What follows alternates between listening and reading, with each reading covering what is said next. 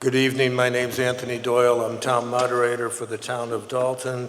This is the annual town meeting calling to order on May 5, 2025. Would you please join me in the Pledge of Allegiance? I pledge allegiance to the flag of the United States of America and to the republic for which it stands, one nation, under God, indivisible, with liberty and justice for all. Thank you.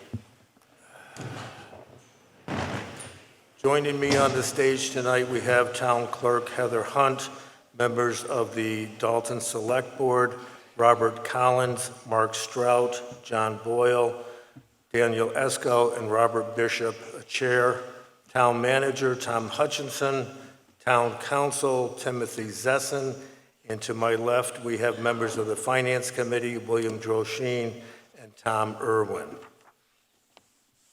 This meeting is being recorded. Please, if you are going to address the assembly, please raise your hand to be identified. Please identify yourself by name and by street. We do have seats over here for people who are non-residents in attendance tonight. And please, only people who are residents are entitled to speak unless they have permission otherwise. The first item that we always deal with is an official waiver of the reading of the entire warrant. Before we get started, may I please have a motion to waive the reading? Is there a second? All in favor signify by saying aye. Aye. Those opposed by saying no. Thank you very much. We do have some lengthy articles tonight. I will not be reading all of the articles as they come forward. We do have motions, and people were given copies of the warrant in the annual report when that was sent out. Article 1, to see if the town, in accordance with Massachusetts General Laws, Chapter 44, Section 53E and a half, will fix the maximum amounts that may be spent during the fiscal year beginning on July 1, 2025 for the revolving funds established in town bylaws as on file and available for reviewing in the office of the town clerk for certain departments, boards, committees, agencies, or officers, with such expenditure limits to be applicable for each fiscal year until such time as town meeting votes prior to July 1 for the ensuing fiscal year to revise the same or to take any other action in relation thereto. Mr. Drosheen.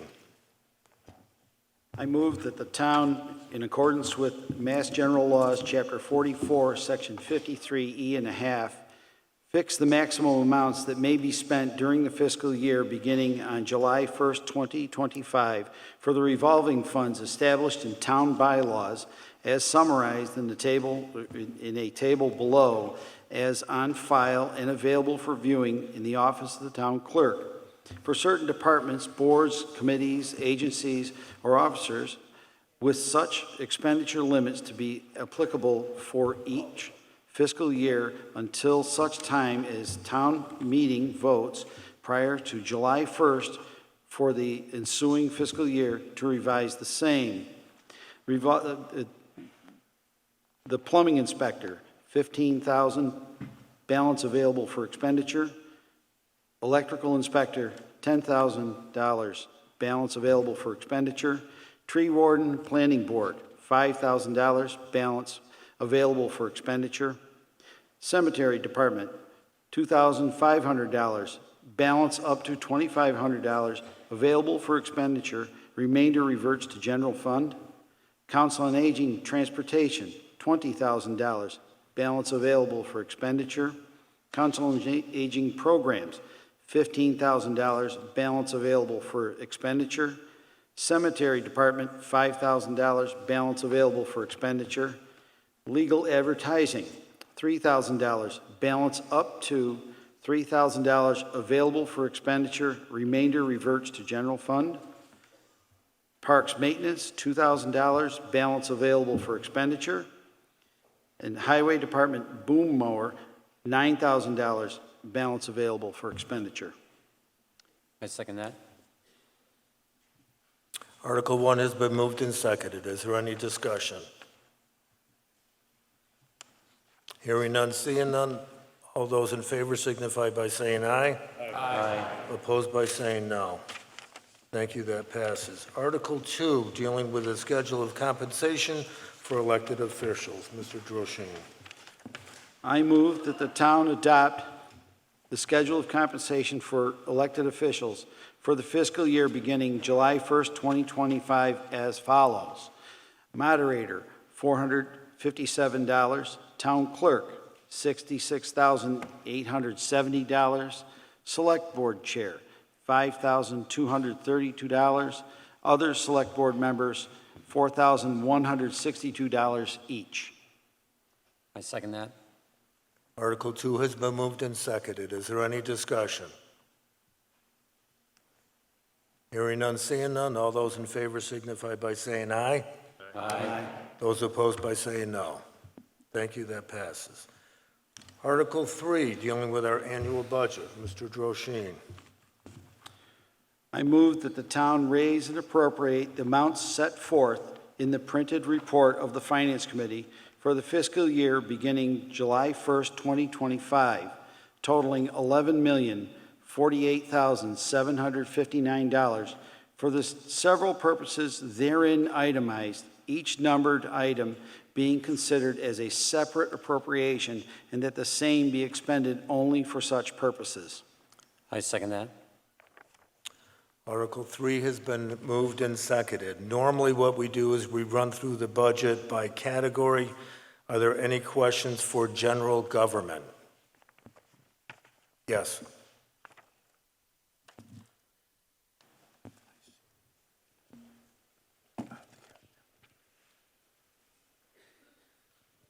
Hello, my name is Bruce Luster, 84 Mountain View Terrace. Is there no advocate for the taxpayers? How do we reduce spending and make the town of Dalton, where high taxes don't threaten the livelihoods and the quality of life for so many, especially the senior citizens?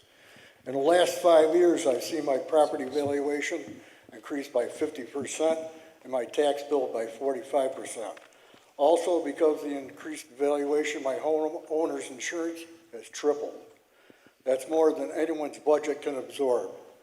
The majority of the tax burden falls on the people who can least afford it, the seniors on a fixed income.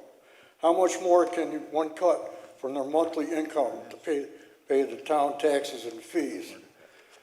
Right now, there are 446 real estate and 536 fire district bills unpaid for fiscal year 2025.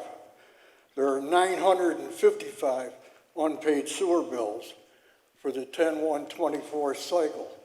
Do you think that some taxpayers are under some kind of financial distress? No matter how much money the town takes in, it's always looking for more. The town is the largest cause of inflation. It has just proven to be a very expensive employment agency, always growing with no regard to the taxpayers. Our town government has displayed absolutely no common sense. Excuse me.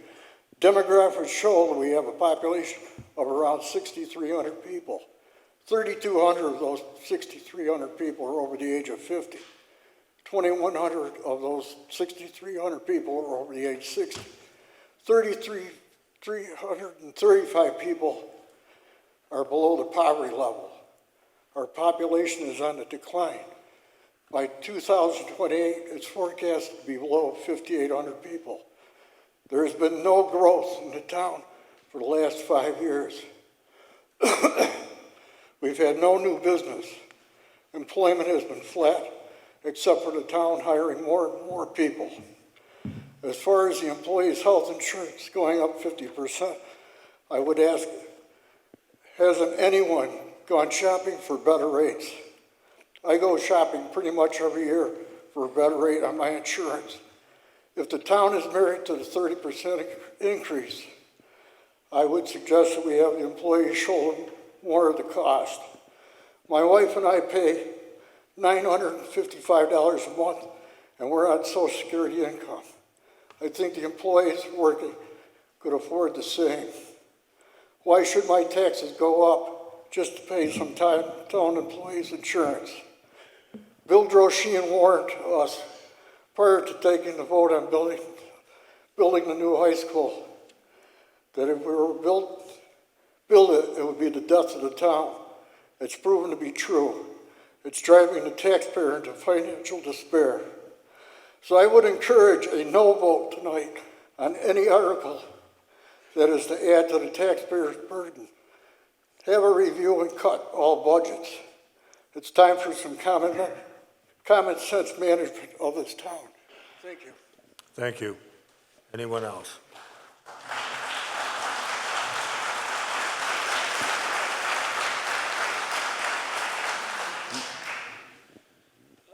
Joe Diver, 51 Audrey Drive. The gentleman asked a great question, and sitting through town meeting many years, the residents don't actually move a good motion, so I'll move that we reduce the operating budget by 3% without impact on public safety.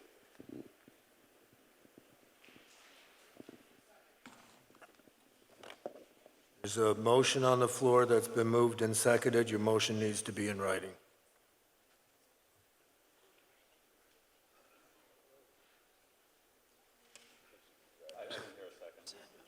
It was seconded. It was.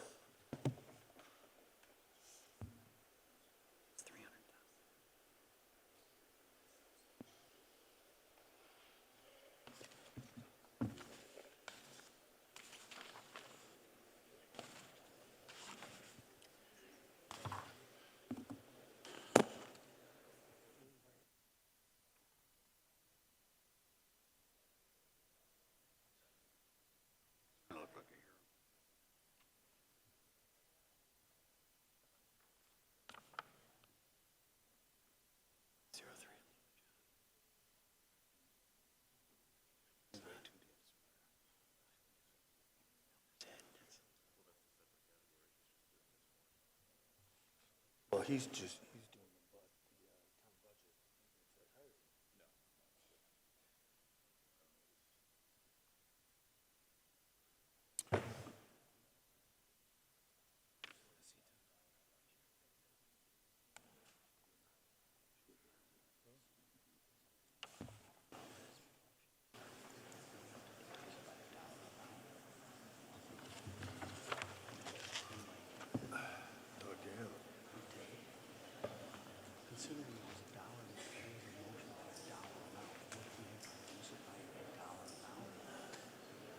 I mean,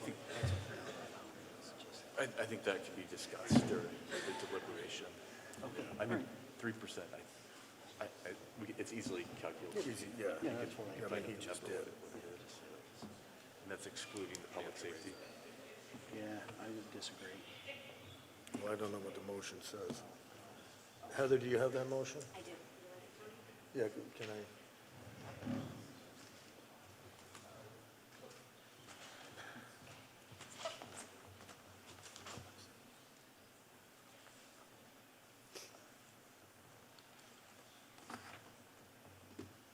So, Mr. Diver, as I understand it, your motion is to reduce the budget by 3% without impacting public safety.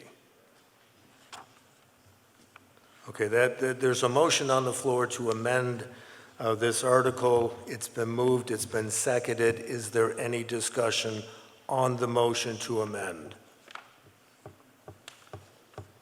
Yes.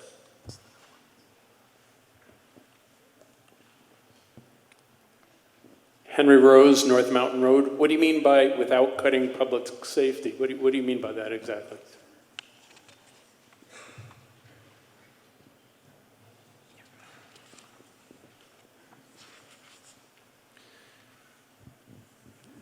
Just not cutting the public safety budget.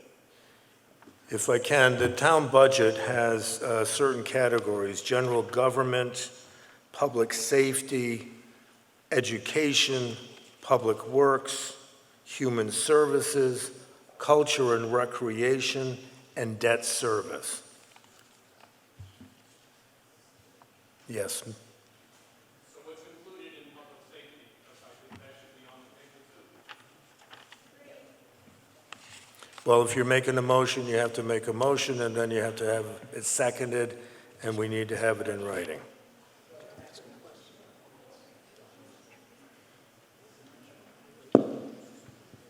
Hello, Diane Lowe, 353 Windsor Road. I motion to amend Article 3. I move to amend Article 3 to separate the police budget from the remainder of the town operating budget for purposes of voting on these items separately. The first motion on the floor is Mr. Divers' motion to reduce by 3%. We need to deal with that motion first, and then if there's Okay. another motion to amend, we'll hear you. And someone in the back? No?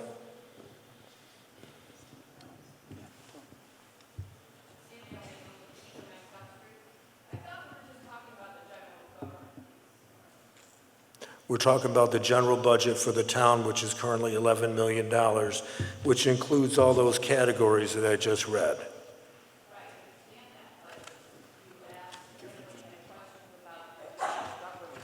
I did, So how did it end up being about the whole budget now? because Mr. Divers raised his hand and said he had a comment to make, and he made a motion. Okay. Just wondering. Yep.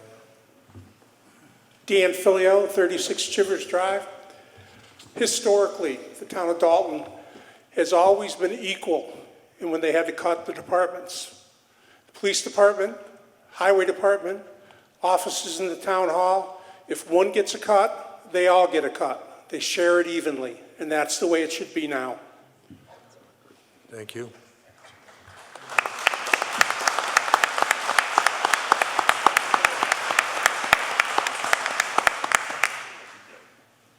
Anyone else? Yes, thanks, Tony. Tony Pagliarulo, Old Windsor Road. I guess I have the question, just what is public safety? Define that. And secondly, I don't believe it's a good thing to vote on something in 5 or 10 minutes if we really haven't mulled it over in terms of the impact of that. I don't think that's fair. So I would not stand in support of that motion, but I'd certainly like to know what public safety is. According to the budget that was, go ahead. According to the budget proposal that we have in our handout, public safety is police department, communications, building inspections, sealer of weights and measures, inspector of animals, animal control, traffic commission, forest warden, emergency management, and shade tree warden. Anyone else? Mr. Droshane. Just to let everyone know, the group that is being called out for this particular item being the public safety, that is presently a 3.3 million, and I can get down to the minor dollars, but it's $3.3 million of this entire budget. Anyone else? Hearing none, seeing none, this is a vote on the motion to amend to reduce the budget by 3% with the exclusion of public safety. All in favor of the motion signify by saying aye. All those opposed by saying no. No. Thank you. Continuing on with Article 3.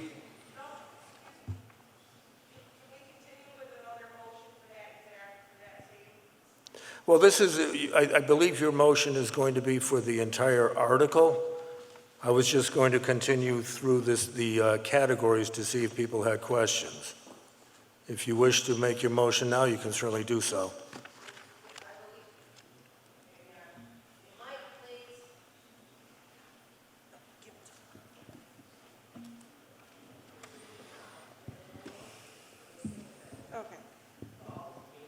Can I repeat my motion? Sure.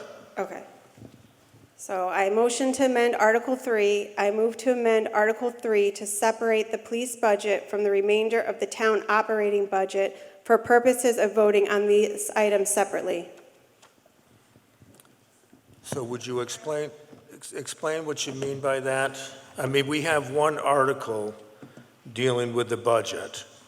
Are you proposing voting on all the other sections of that budget and then voting on the police separately? Yes. Can we do that? I don't really understand what she's. Well, she's trying to kibosh the police department budget. Yeah, I mean, if she wants to make a motion to reduce the public safety or the police budget, that's fine. But I mean, I guess what she's doing is making a motion to divide the Right. question. Right, like So- we're gonna do on 22 or whatever it is. Yeah, Basically, we're gonna take, okay. she can do that, but it's a motion to divide. the Okay, so that's basically a motion to divide the question. Was there a second? Okay, you have to have your motion in writing. Come on up.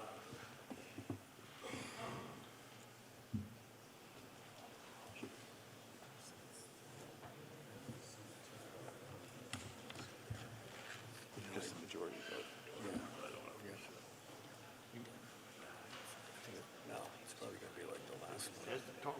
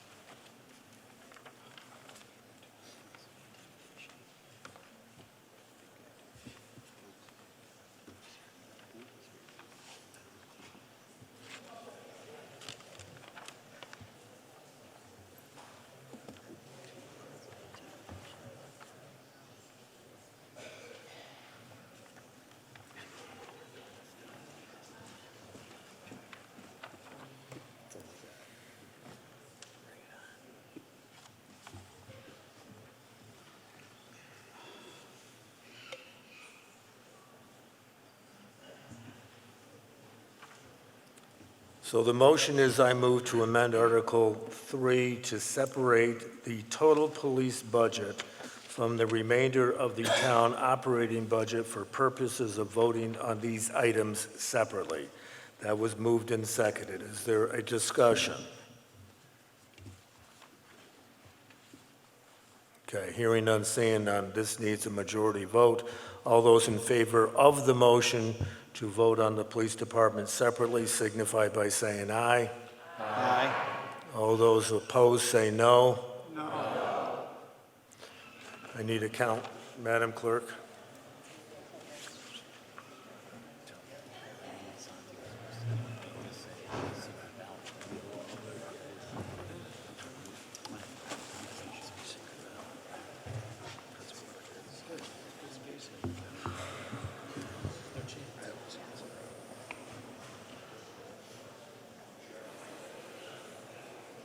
Not yet.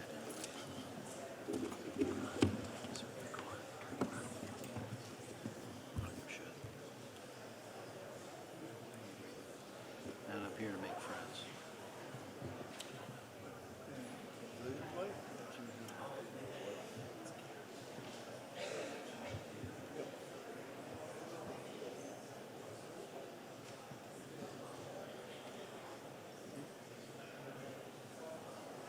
Okay, ready? If that's separate, the overall budget goes down to 10,835. Okay. All those in favor of the motion to separate the police budget from the town budget signify by holding up your orange card.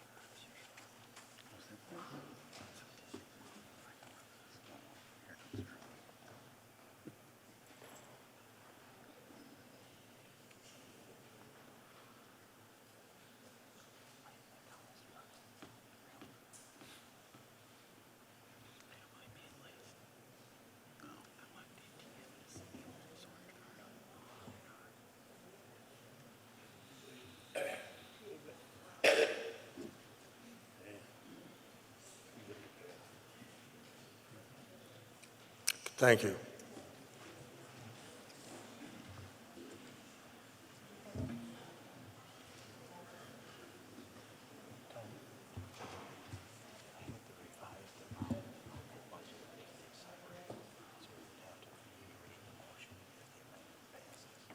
Think so?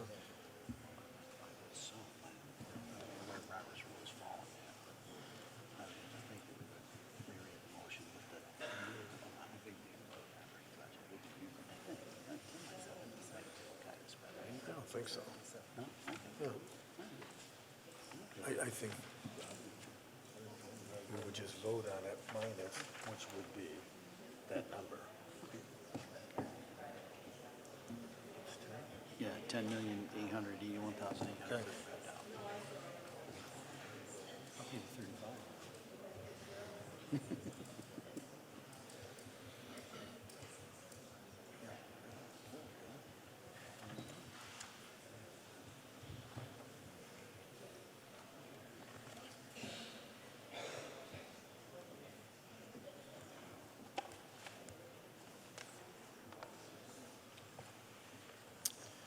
Okay, all those opposed to the motion to remove the police department from the budget and vote separately, hold up your cards.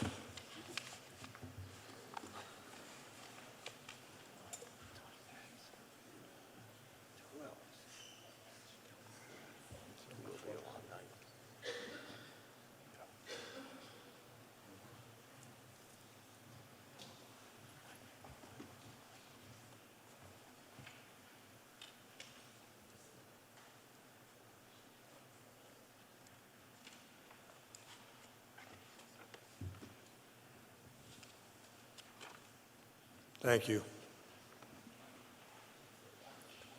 Oops.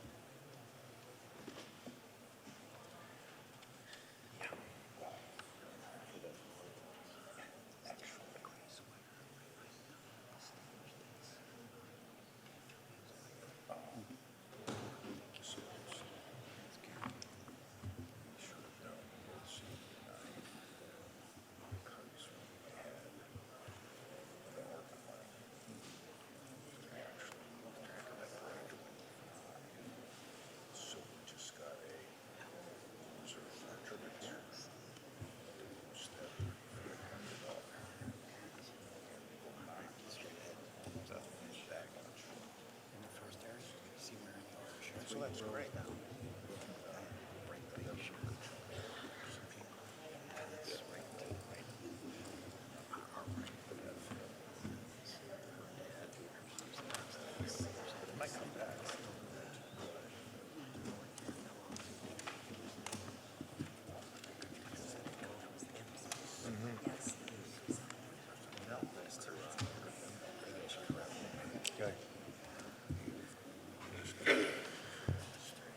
Okay, the official vote was 161 yes votes and 104 no votes. The amendment passes.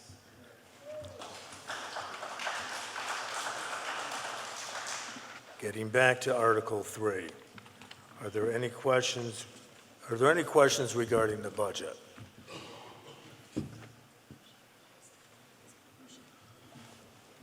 Mr. Pagliarulo. Tony Pagliarulo, Old Windsor Road.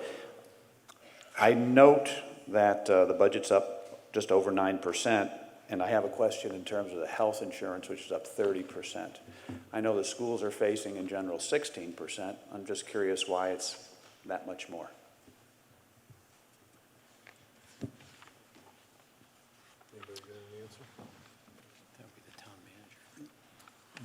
The town, I believe the town manager should be able to produce some information relating to that. As I understand, I believe it's where we purchase our insurance through has gone up substantially statewide, as far as I know. I'm not quite sure what the driving force was behind the entire amount.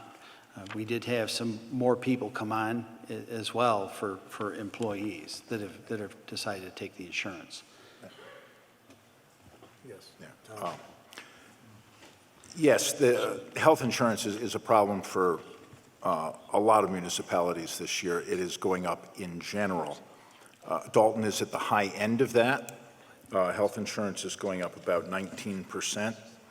And the reason for that is our experience of claims. We have more claims than most other towns. One of them was very substantial, and that will be, our claims are calculated on a rolling basis of multiple years, so with a 3-year cycle, and that is now still included in our rates. So we have a poor record when it comes to health insurance, if you want to put it that way. We have a number of claims. We have more claims than most towns, so that's why our rates are so high. Thank you. Anyone else? Yep, okay.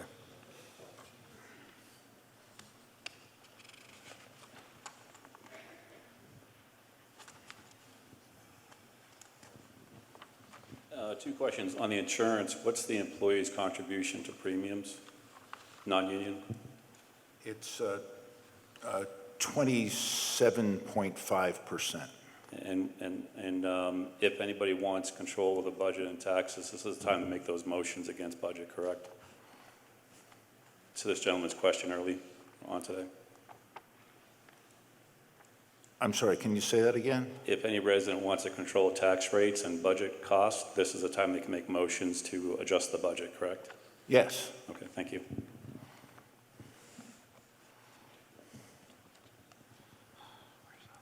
Anyone else?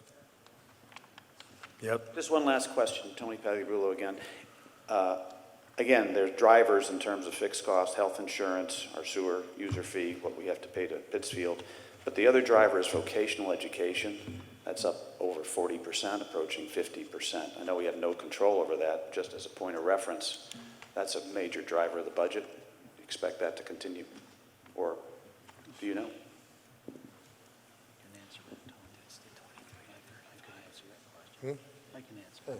Mr. Dorshine?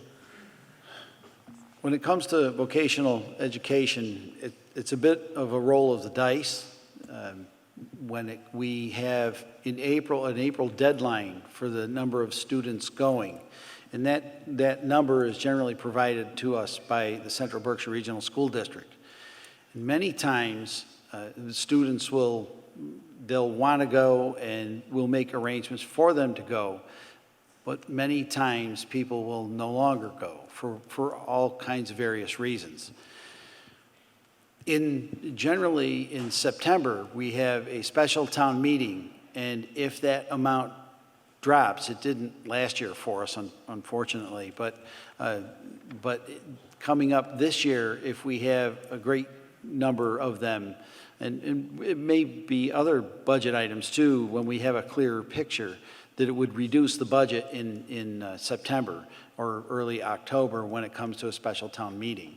That's when we make the final adjustments before the tax rate is set. Usually that is late October, early November is when the tax rate is officially set. Thank you. Anyone else? Yes. Yes. Tom?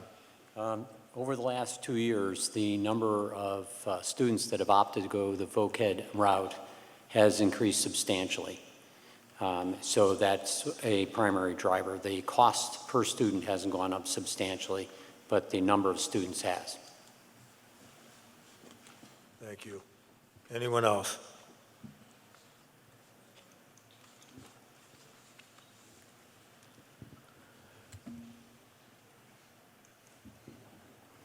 Jimbo Doucette, Renee Drive.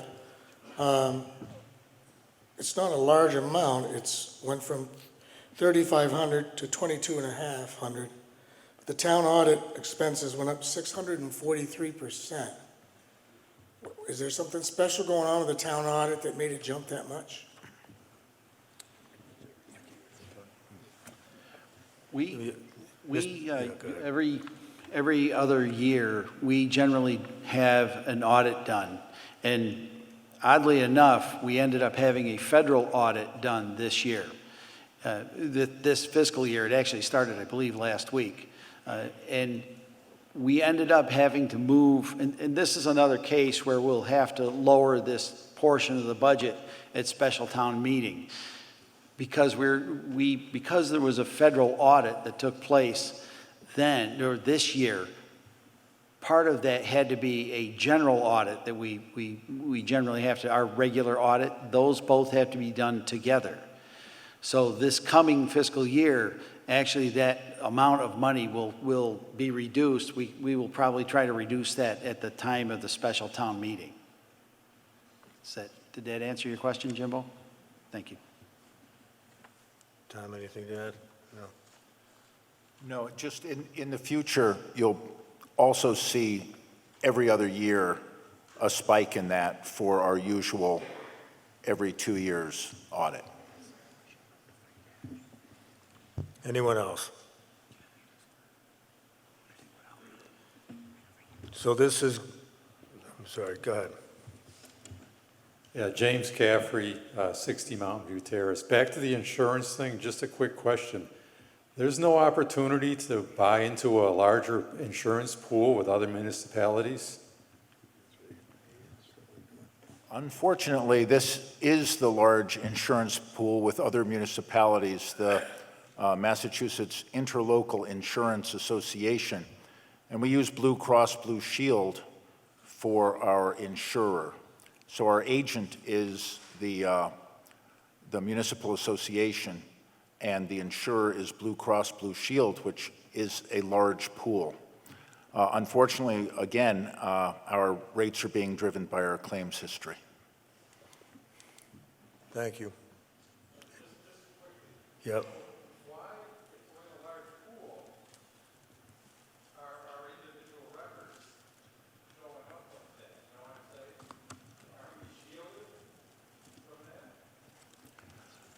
To a certain extent, yes. Again, we had one very large claim. We've actually had several relatively large claims. And we, as Dalton, are a small piece of that larger pool. Yes, we do get a benefit from being in the pool.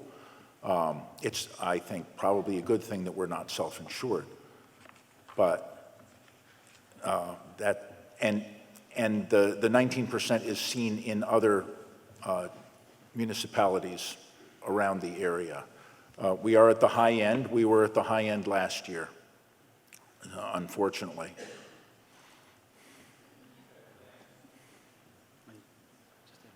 Mr. Droshine. One thing that I'd like to take a moment, the Maya group has always been good at giving us a better than average price.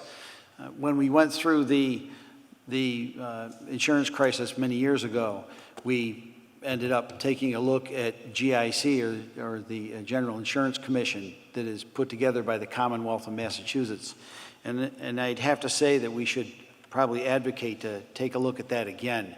They were unable to come down to the price that Maya was offering, but maybe with this latest increase, we need to take a look at that. Thank you. Thank you.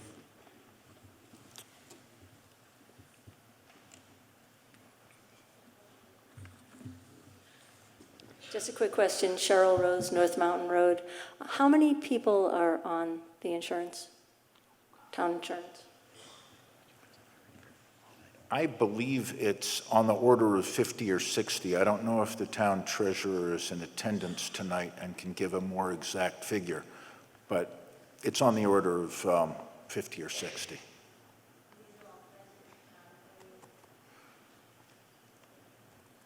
Yes. We do offer retiree insurance, but there may be one person on that. I'm not sure. Thank you. Anyone else? Way in the back.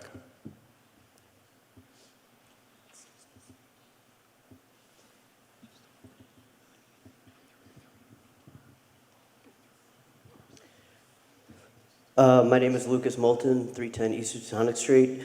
I was wondering if we could just circle back to the tech school question. And I don't know if it's a motion or something like that, but my question is there a way to put in the budget some type of incentive program that the tech school kids that we're sending out of Dalton could come back and work with the trades? Since some of our trades are kind of lacking. Thank you. You guys know that? I don't know how to answer that. Town council? Yeah. I think it's a great idea. I'm not sure how it would work, but it's not something we can put in place for the coming year, I would say. I would agree with you. This would be like next school year or something of that nature, but just a thought. Thank you. Anyone else?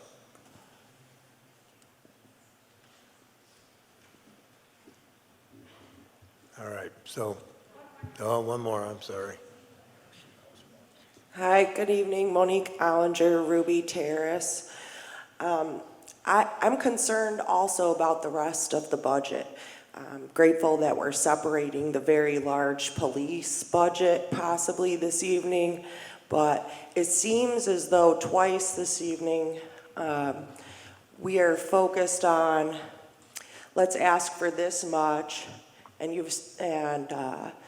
if we're able to lessen it before September, we'll have a special meeting, and then maybe that funds goes where? You know, where do those funds go? And why aren't we lowballing our budget and then asking for a special meeting throughout the year to increase it? It seems like when I reviewed the budget, there's a lot of increases in expenditures for vehicles and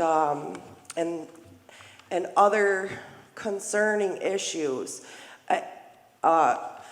Another resident spoke earlier this evening about our low-income residents and our senior residents. And with our small budget and our small population, I feel like frequently our respected board is comparing us to bigger cities like Williamstown and Great Barrington. And I don't feel like those are accurate. I don't feel like our crime rate is accurate for the police budget. And I just don't feel like there's a lot of transparency and clear communication around why we're kind of aiming high with the promise of, well, maybe we'll be able to lower it before September tax season, instead of why aren't we aiming low and then requesting these additional special meetings for more money? Thank you.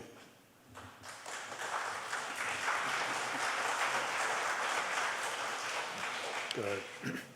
I can speak to the vocational education part of that. We put in what we believe is our best guess at how many students there will be in the fall. We don't know until the fall how many students are actually going to enroll in the vocational schools. What we do know is that there are a lot of students applying for them, and many more for the coming year than this year, or which is even higher than last year. So this caught all of us by surprise. It's very expensive to participate in that program, but that's something the town is obliged to do. We do support those who choose vocational education, as we're required to by state law. So in the fall, we find out how many people don't enroll who originally said that they were planning to, and that provides the greatest opportunity for saving money in the fall. That's not a complete answer, but it's part of the answer. Thank you.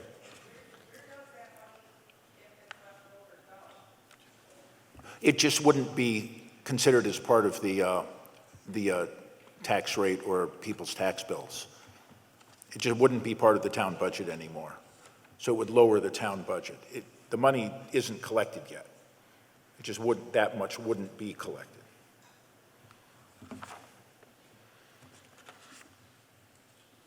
Thank you. Anyone else? Down front.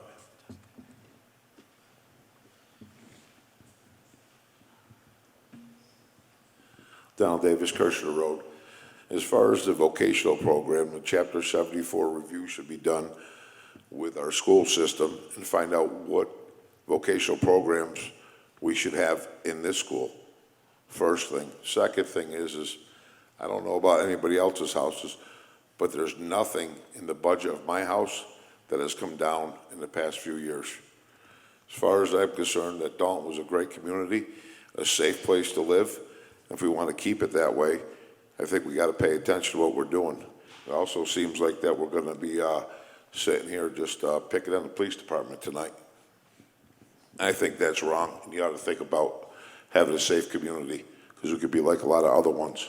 So if you want to save money, let's look at our school department, and let's look at cutting some waste elsewhere. Thank you. Thank you.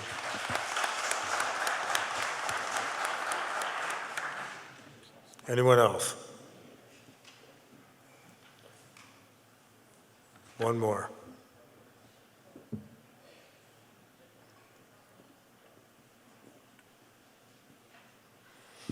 Just one comment, and I agree with what everybody said in part anyway, but I know if you go to the map in Massachusetts, we are termed an environmental justice community.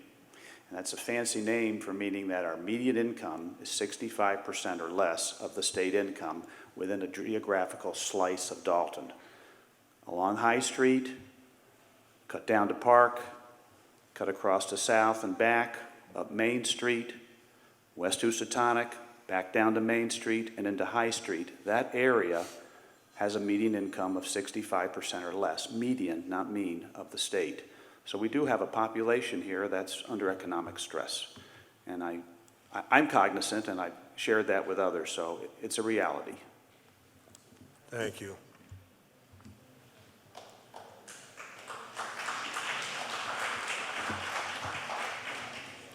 Okay, it's been moved, seconded, and discussed. Article 3 on the budget exclusive of the police department. All in favor signify by saying aye. Aye. Opposed by saying no. That passes. Thank you. Mr. Droshine, would you move the police department? I move that the town raise and appropriate the amount of, I gotta find it. The amount of $1,600,924.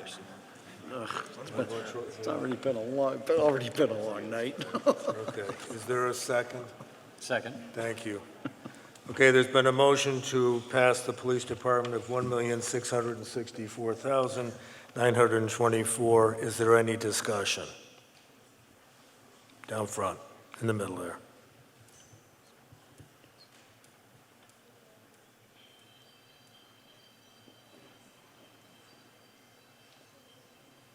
Carolyn Valley, 89 Raymond Drive. I've only been a resident of Dalton for 2 years, so I don't know all the stats, but I was wondering if you could share how many crimes we actually have in Dalton and what our police force looks like.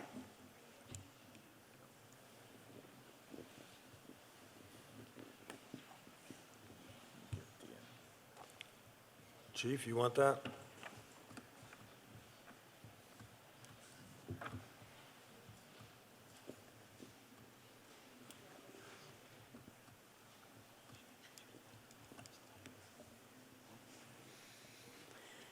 Hi, we average about 15,000 calls of service per year. We have 13 police officers, including me, and we have upwards around 100 to 150 arrests per year-ish, on average. Thank you. Anyone else?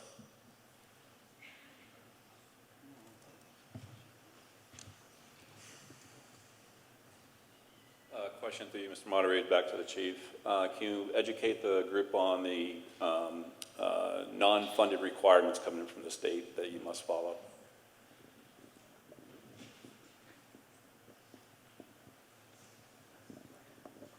The police reform bill was signed in December 31st, 2020, so that has had a great impact on our requirements, what we have to do, unfunded mandates, trainings, things of that nature. It's put an extreme burden on the department financially and staffing because we have to do a specific amount of training every year.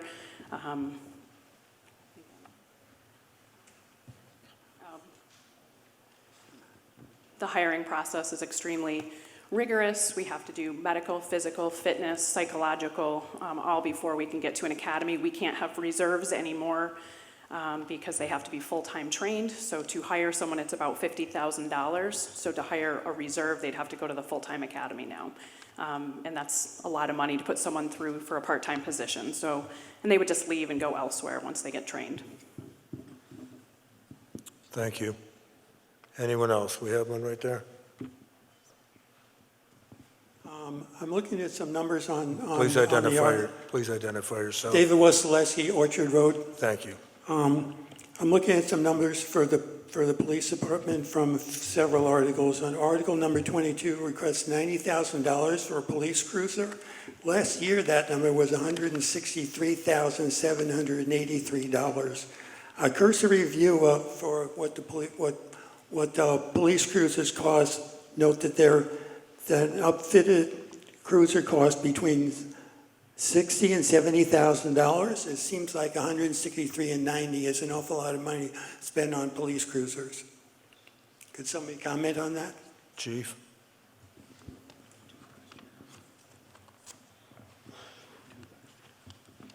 I'm not sure what the $163,000 is. They're usually about $72,000 to $80,000. This one is $90,000 because we have to outfit it with a camera and our computer. We've run out of equipment. We've transferred them to every available cruiser, and this one required new cruiser cam and new mobile data terminal, which is our computer for the cruiser. So that's why this one's a little more than last year. I don't know what last year's budget was. I haven't been able to look at that. Please use the microphone. I'm having trouble. Can somebody explain to me why $163,000 allocated for a police cruiser that the police department doesn't know about? That was last year's budget. We're talking about this year's budget. We're still on Article 3 dealing with this year's police budget. I would like to drive some accountability from last year's budget. Where did $163,000 go if it wasn't spent on the police cruiser? Mr. Dorshane, do you have that? I'm unaware of it being used.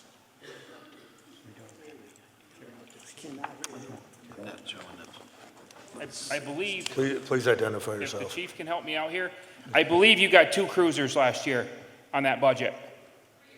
That was 3 years ago? Okay, sorry. Right. Okay, thank you. Thank you.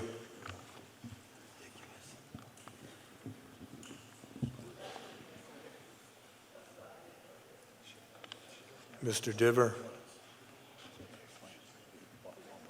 Just a point of order, that last comment was on the capital item, which is a separate article and not the one that we're on. Correct. Okay, if we can move to the question. You're moving the question? Thank you. Yeah, but it's too late because they just moved the question. It's your call. Okay. Good evening, everyone. Chris Furlong, Old Windsor Road.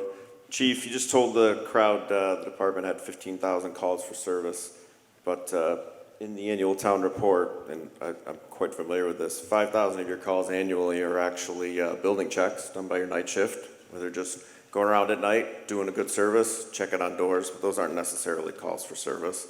2,500 of your calls are also vehicle maintenance calls, where the officers are washing the car, checking the equipment at the beginning of their shift and stuff like that, which is also good use of police time, but that is not a call for service. So really your calls for service are about 7,500. The 150 arrests you just mentioned, well, those aren't all hands-on arrest. Those are actually mostly criminal complaints where someone's written a citation for driving without a license or something along those lines. In reality, the hands-on arrests are usually much lower, 40 to 50 a year tops, but the numbers are a little deceiving. I just wanted to point that out for the crowd. Thank you.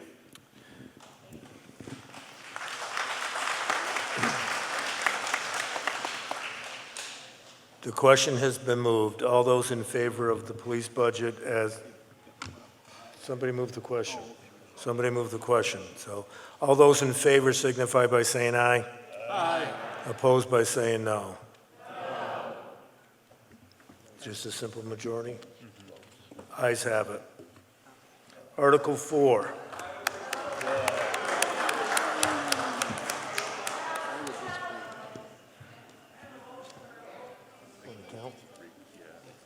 All right, ladies, can I have a count, please?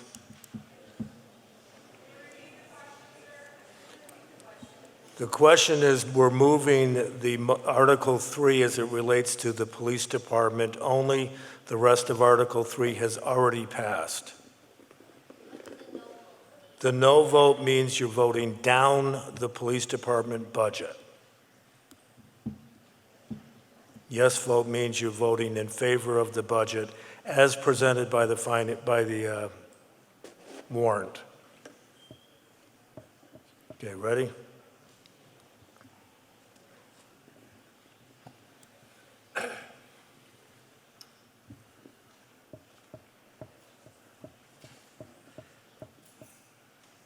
Okay, all those in favor of the budget as proposed, hold up your card.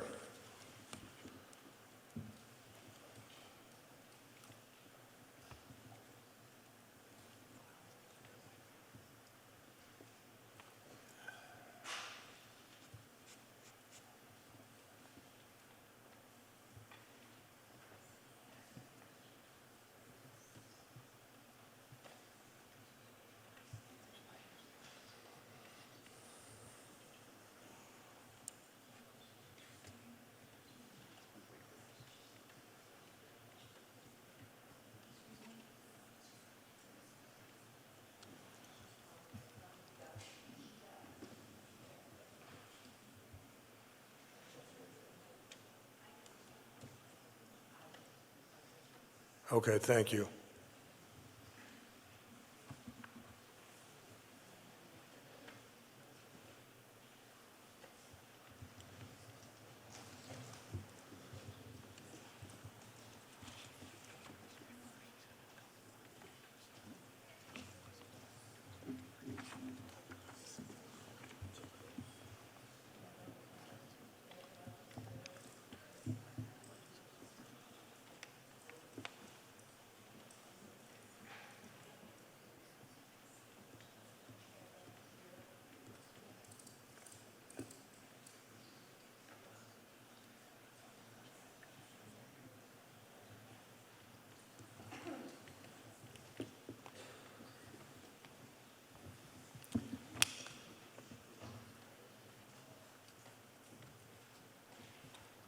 Okay, all those opposed to the budget, hold up your cards.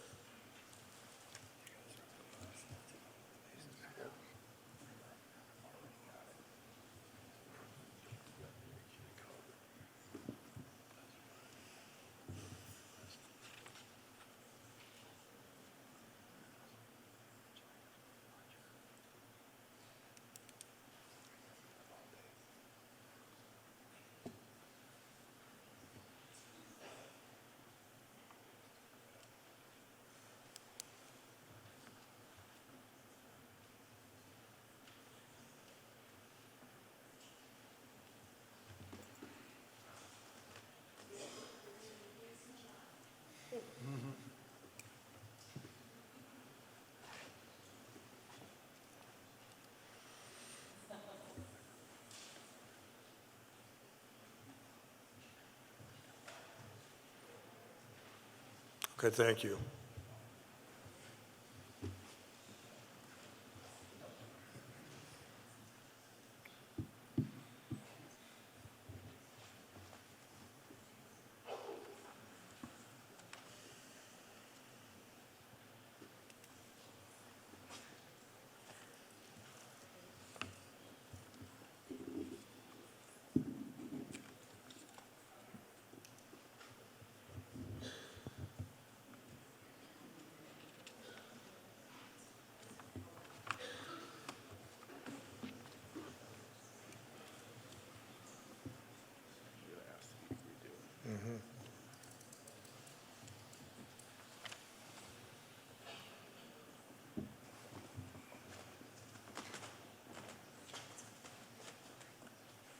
thing took 9 hours to go. Took three articles, 1 hour. 30 articles, it's 10 hours. Yeah, good. Sorry, we're going to have to do that again.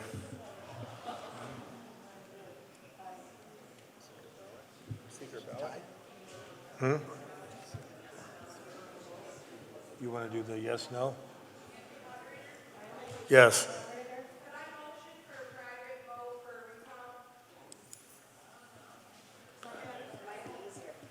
It's going to be easier for our counters. Hmm? You're requesting it. Just have a majority vote. All those in favor of the written ballot signify by saying aye. Opposed by saying no. Ah, geez, people. We're going to do it anyway. Thank you.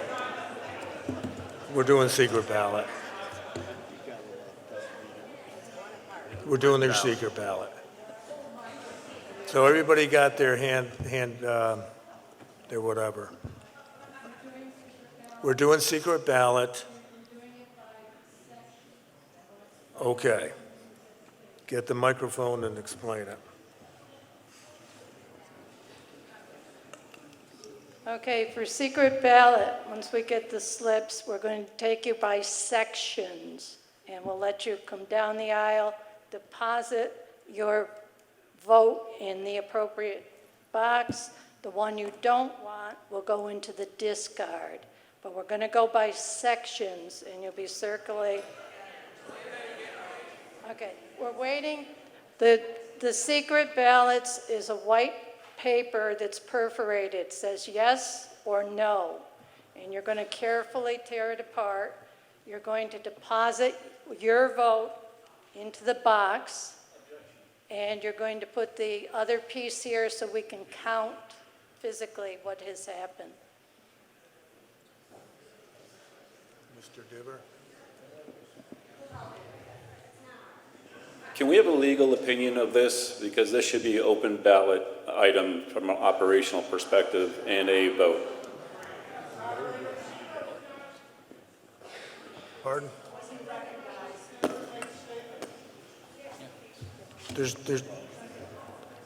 These are what they look like. We're doing the secret ballot. Go ahead.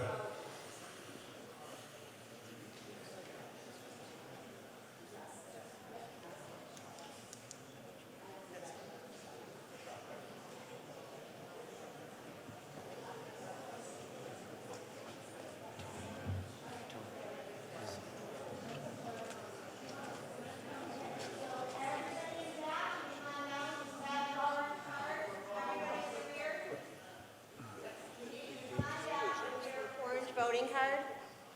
Is that better? Can you hear me? Sorry, folks. It's going to go a lot quicker if everybody can come down with their little orange voting card. And when you get up front, we're going to give you your secret ballot. The person that gives it to you will answer any questions that you have, but there's a yes and there's a no.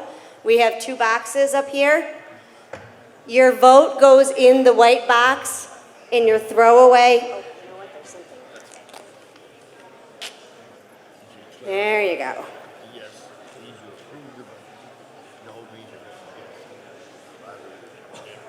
So this is your vote, and that's the garbage. Let me get on this side so I can be helpful. Okay. I think people get confused.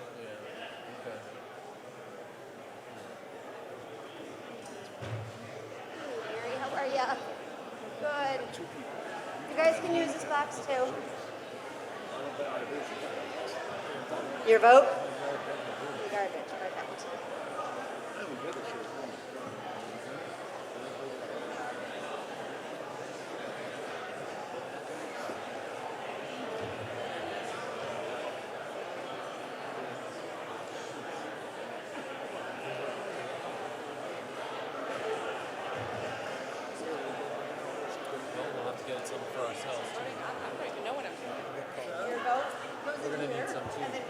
Hey, Gene. Gene. You have some people up back that are handicapped right the most.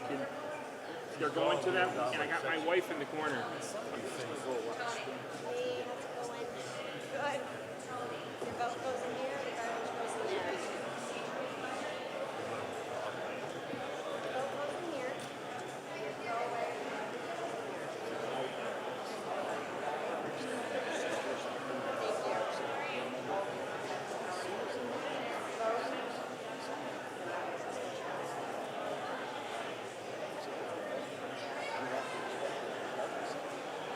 Hi there. Perfect.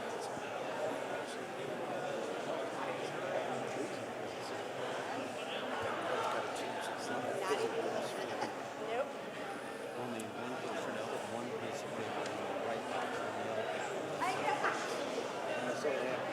Your vote goes in here.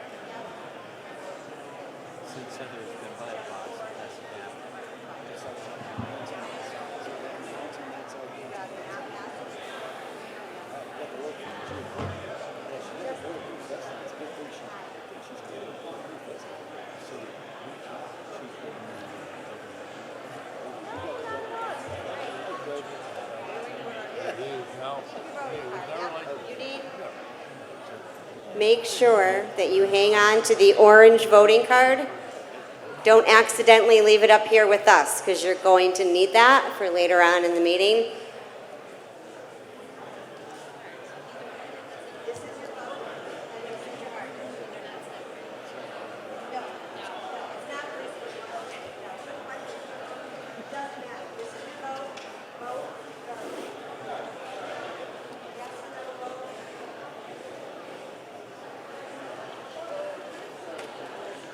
Mr. Smith, Mrs. Smith, how are you this evening?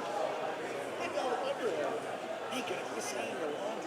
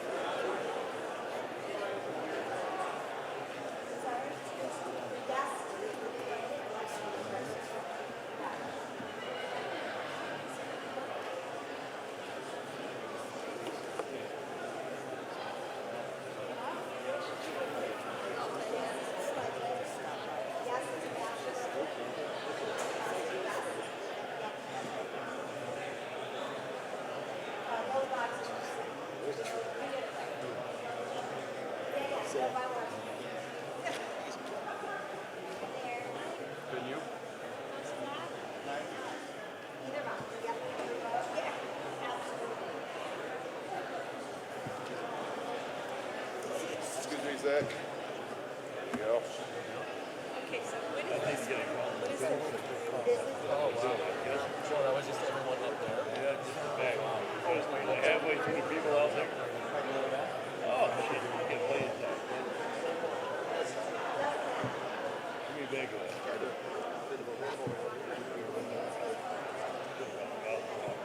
All right, I'm gonna do it. It would seem, because they still get these restrictions. Trouble process.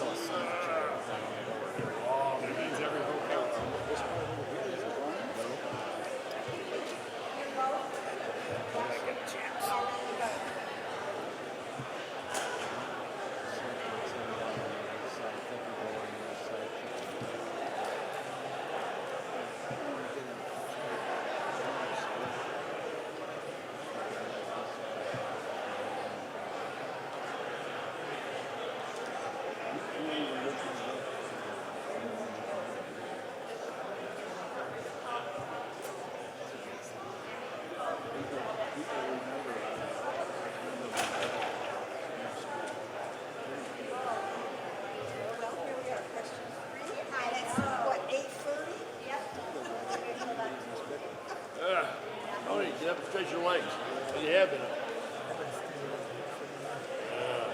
immediately when I asked.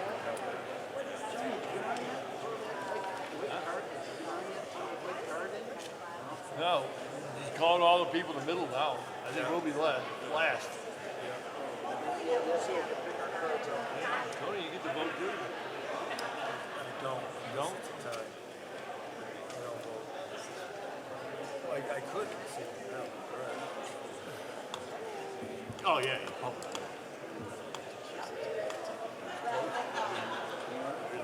It's all fake.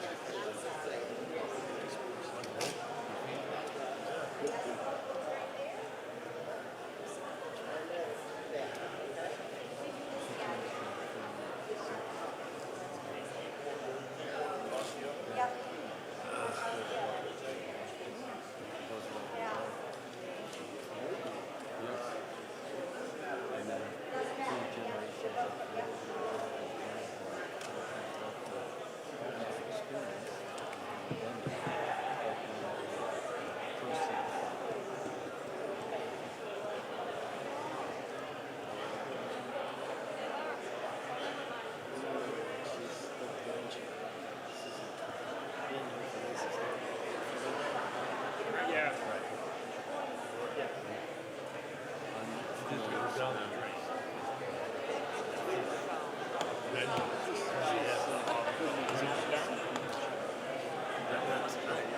Once everyone's gone.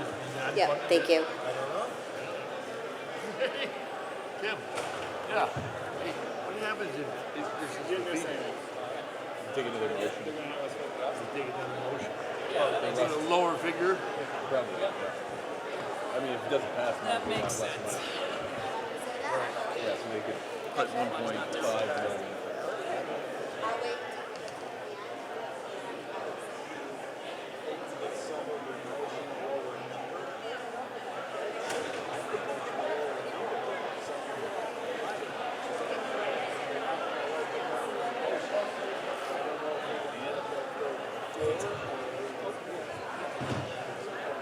No, we're on a very difficult ground here. See what happens.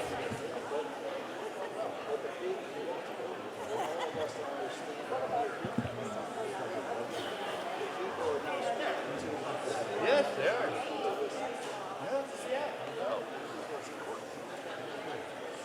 But I mean, you can stay and not feel it's hard to change it because you got negotiations, signed contracts.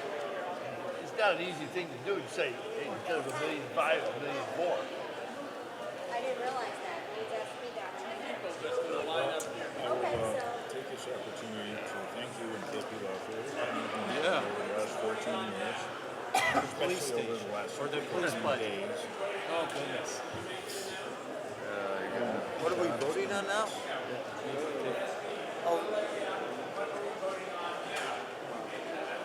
We are still voting on the police budget, ladies and gentlemen. A yes vote is approving the budget, a no vote defeats it. Okay? When's your, are you going through June 30th?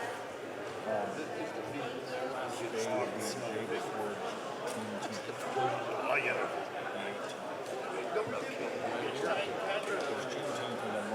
They've been negotiating.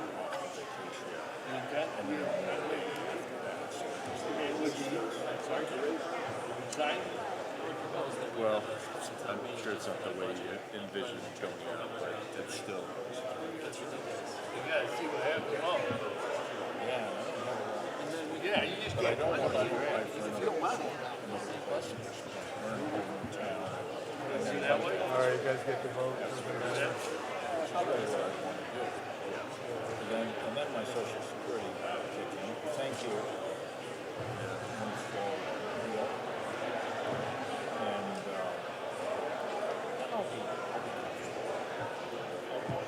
Slightly tight.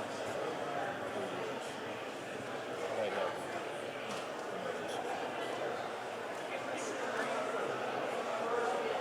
Well, it's assuming we finish this.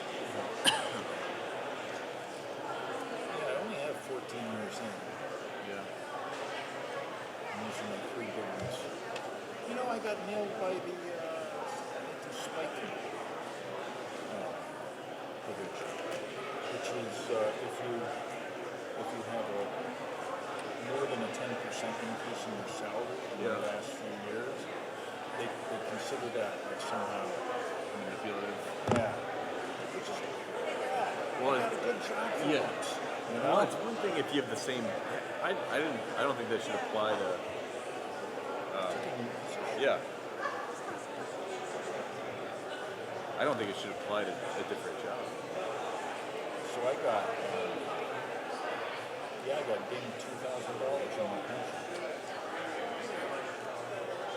It's meant to. It shouldn't be. It shouldn't meant. It's not meant to address that situation.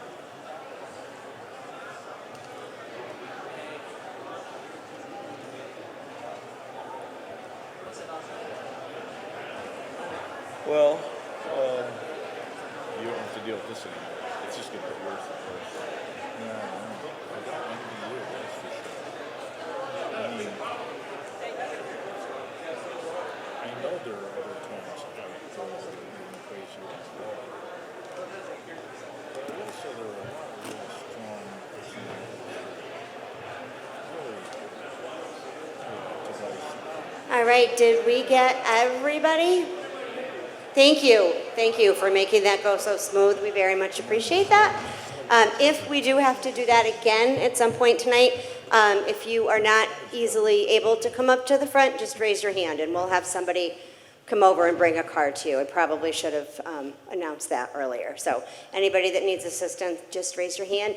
And just to be clear, the reason that we did the secret ballot vote was because when the ladies did the counting, the vote came up with only a margin of 1. So we didn't think that was fair because it's human counting. So this is just a more accurate way. So now they'll get to count the ballots and we'll move on and we'll have some results for you soon.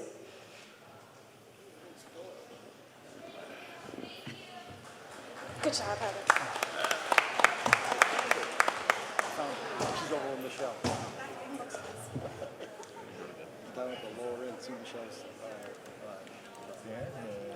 It's time for your band to do a little interlude, a little entertainment, get to a break. Yep, I see. Right, sure. Yeah, use a little dance. Everybody gets up and moves, you know? Hey, you made me smile. A little rock and roll. Wednesday. Oh, If Wednesday. it goes over. I might have a problem on Wednesday. Getting some hugs in. I would, if we could start it earlier on Wednesday, maybe. It's up to a motion, right? But To by adjourn. then, there's not going to be as much. I really expect, Article 13 is going to be long. Maybe the citizens' But petitions then- may wait until Wednesday. Yeah. There at the end. But those might get a lot of debate as well. So I think they will, but at least they'll be just, more or less by what do you think about? I think maybe Articles 22 and 23, the spending on the town stuff, might get like a little bit. But 13, 22, and 23, those I think are very contentious. They're going to be contentious before we get to citizens' petition. It'll reduce the chaos. Instead of having these, just do papers. They show up instantly. That's cool. $10,000 tops to purchase them. And then there's a maintenance fee of like $2,000 or $3,000 a year. It's not that big. Something those are rough. Take them both.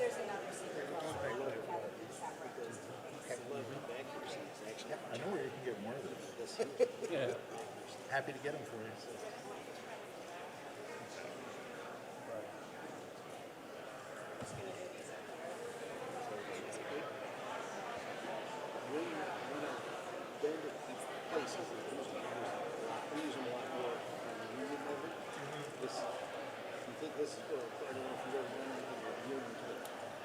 This isn't the issue compared to a union.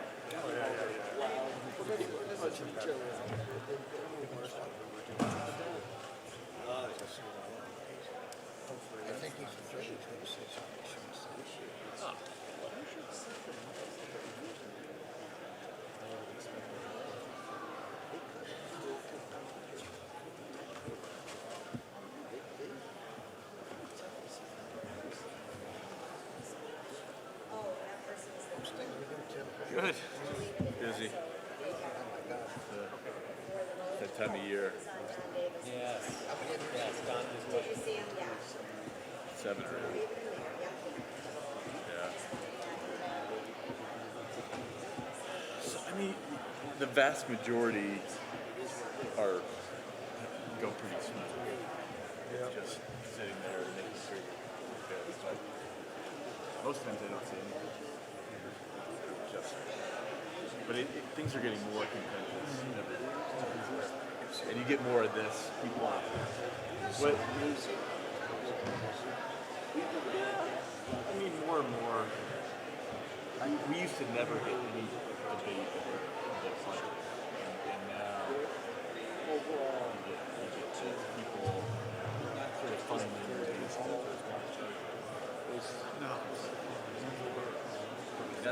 they have every right to.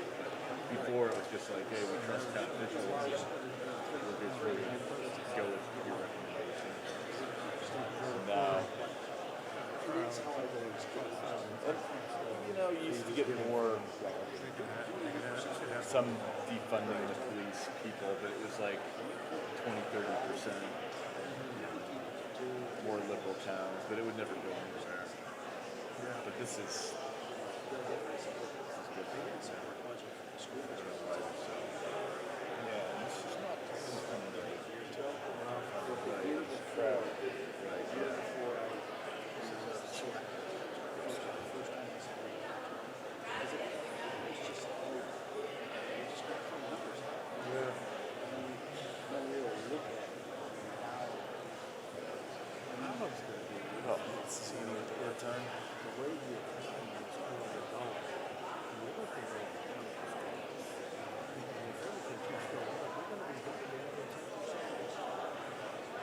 Yeah.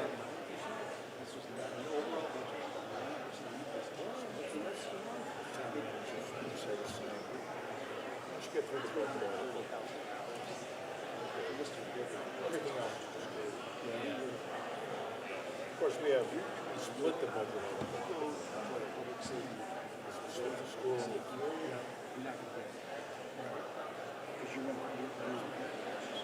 can see all the reservoirs. That's all the stuff, all the budgets we took out. We took money out. We took a bunch of money out of the senior center. Yeah. It just, Right. Still watch that $203 got accused of our year bill. A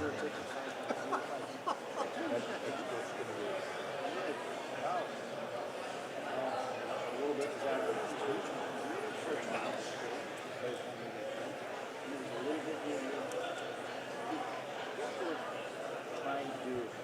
Trying to tighten the budgets up so that we begin to use reserve. Not really use reserve, but we move money around. I know some of the other talking a while ago.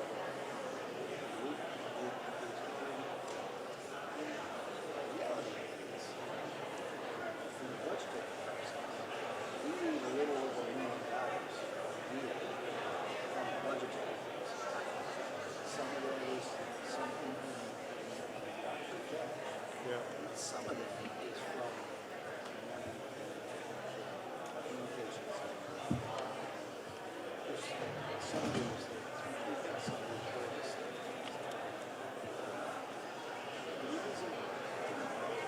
it's not all just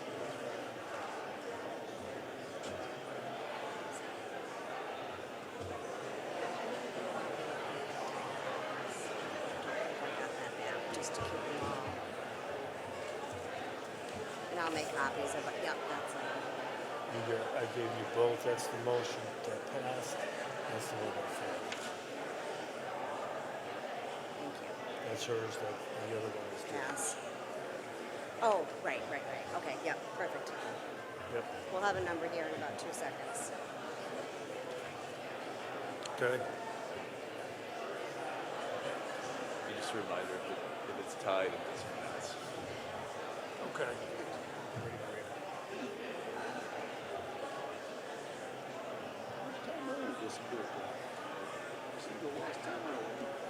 Yeah.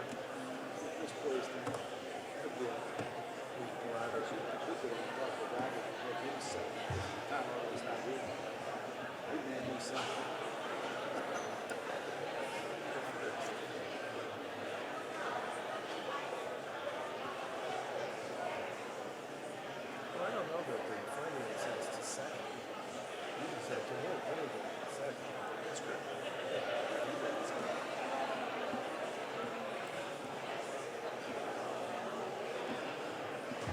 So you give them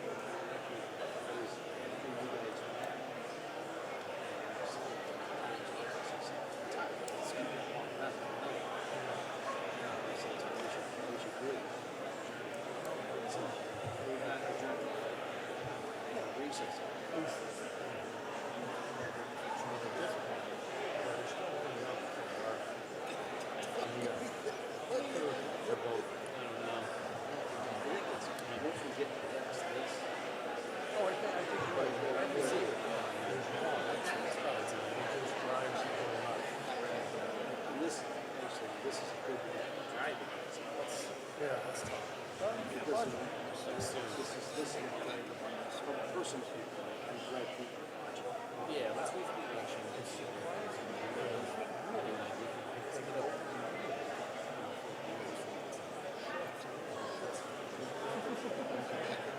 Yes, that sounds great. I would love that.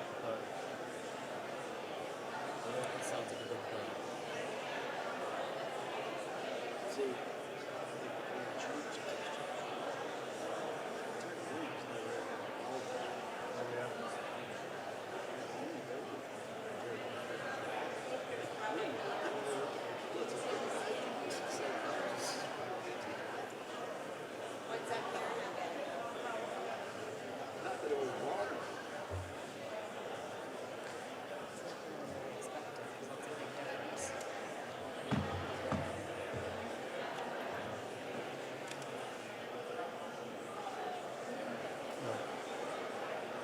I just made us both a copy. Okay, yeah. Okay. People are leaving, that might be why, I don't know. All right. They double checked it. All right.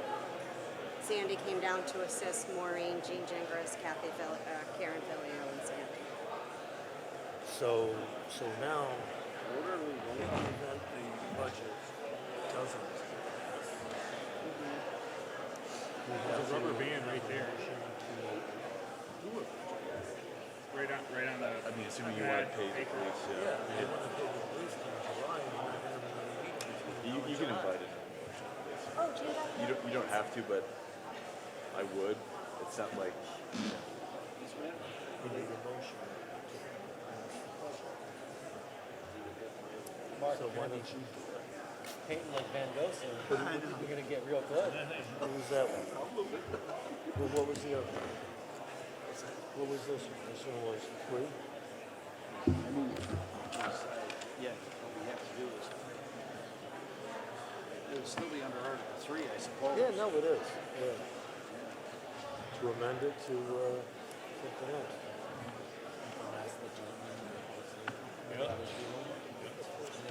Instead of 126, what's your number? Why don't we do this? Sounds good. I've never seen anybody public service get booed, so. Or does it just revert to last year's? They can either Does come up not. with a new adjustment. Well, I don't think, I thought they were gonna show up here. We talked about finance, we talked about 20K. We might end up at 15 with negotiation. kind of where we ended up, but I don't know if that's going to satisfy. I don't know if that's going to satisfy the But public. that's in that number, that's already taken down 15. Right, I know that. That's the only, that's kind of the only thing they have to offer. In a way, I think that's the only logical solution. Logically, I would say that would be the logical stuff. Okay, we're ready.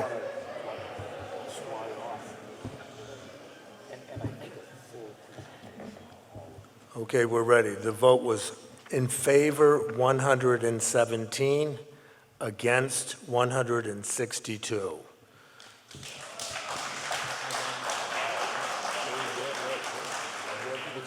There is no budget for the police department. We need to have a budget if they're going to be serving us as of July 1st. Mr. Droshine.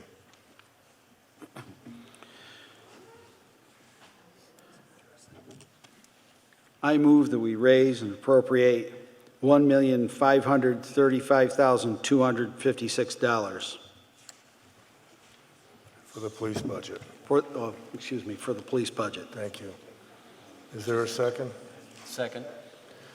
That figure represents the budget of last fiscal year with no increase. It's been moved and seconded. Is there any discussion on the new figure for the police department? Mr. Bishop? I'd like to make an amendment to have a special town meeting for this vote. Number one, we can't solve everything tonight. We need a full-blown presentation of the details of this. I'm not comfortable just throwing out a figure there without looking at everything.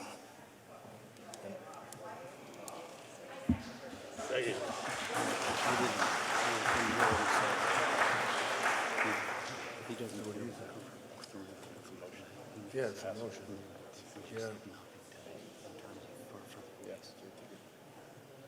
Should a motion to table have been made instead? So essentially, I'm considering that as a motion to table the police budget. Yes. We can't set the new meeting, but it would have to be set before the end of the fiscal year. Motions to table are not debatable. All those in favor signify by saying aye. Aye. All those opposed by saying no. No. Thank you. Article 4, moving along. Mr. Droshine. Okay. Welcome back, everyone. I move that the town raise and appropriate the sum of $9,216,038 for the purpose of paying the town's share of the operating budget of the Central Berkshire Regional School District for the fiscal year beginning July 1st, 2025. I'll second that. Article 4 has been moved and seconded. Is there any discussion?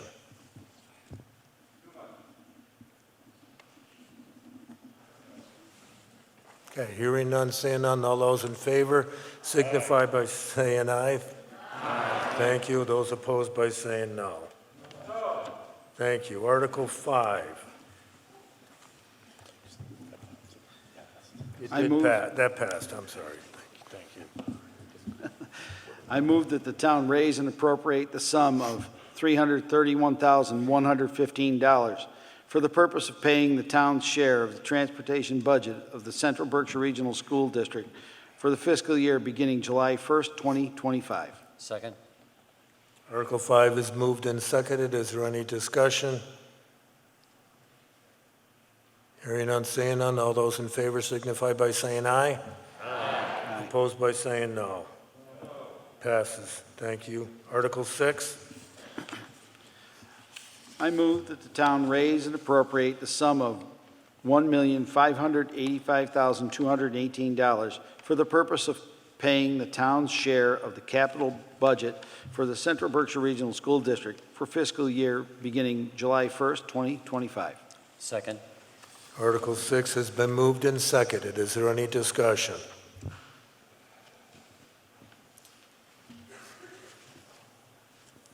George Shoemaker, Orchard Road. When the proposal to build the school was brought out, the long-term implications for the town of Dalton, I don't think were fully realized. As the very first speaker of the evening stood up to talk about the tax burden that's been placed not just upon the current owners of the properties, the businesses, et cetera, but on the future generations that are going to be owning these properties after we've all passed off this mortal coil. How do we as a town look at this number going up by, correct me if I'm wrong, 200,000 and change? Every year, we are going to be paying on this property a future police station, most likely, maybe even a town hall. I want to regress just very quickly. Back in a lifetime ago in college, I remember an economics professor who ended up serving on the Dallas Fed said there's going to be a time in the late 90s where we're going to see something called a fiscal death spiral of municipalities. We're here.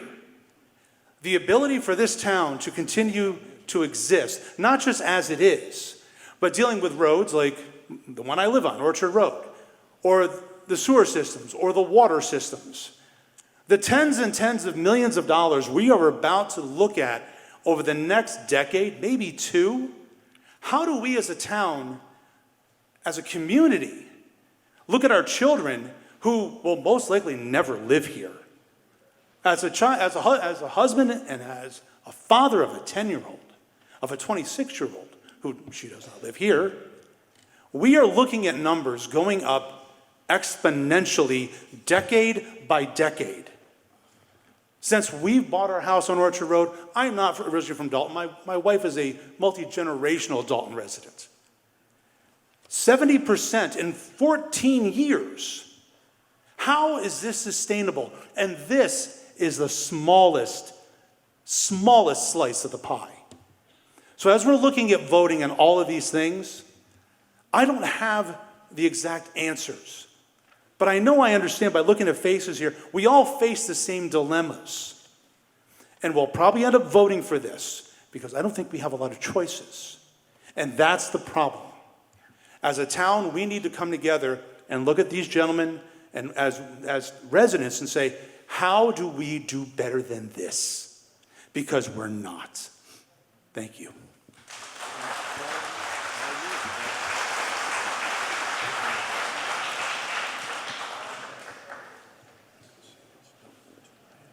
Mr. Diver. I absolutely agree with those comments, but we just voted in $20 million of operational expense, which anyone could have stood up and asked for a decrease in that. Capital, we're already in because of those past votes. So the whole room missed the boat on having more control. Everything else is a pass-through from here on out. Anyone else?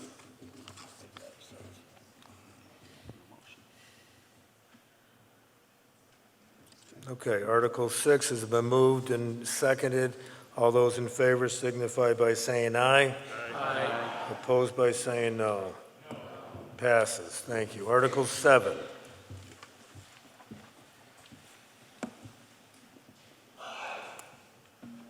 Bless you. I move that the town transfer the sum of $60,000 from free cash to the reserve fund for fiscal year beginning July 1st, 2025. Second. Article 7 is moved and seconded. Is there any discussion?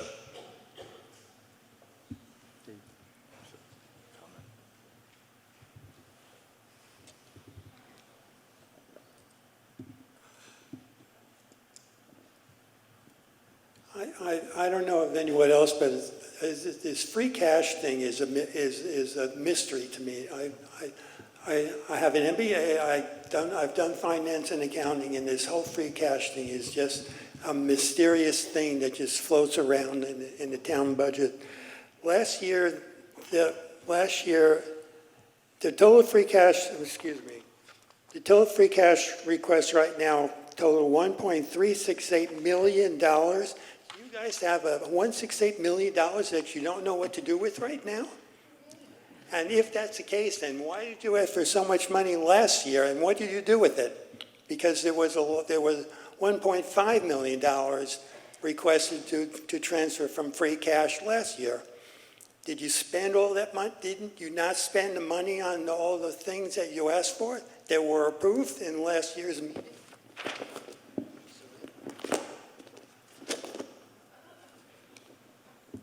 my question not making sense, or? I can take a step. Tom, Mr. Hutchison. Free cash is largely cash that's left over from not spending the previous year's budget. There are other things that go into free cash, but the largest portion of it is unspent funds from the previous fiscal year. We try to leave a fair amount in free cash for emergencies that might occur during the year. We usually like to leave a number of hundreds of thousands of dollars in it for those potential emergencies. So no, we don't spend all of our free cash every year. Any free cash that is authorized to be spent at town meeting is put into an account and held for that purpose.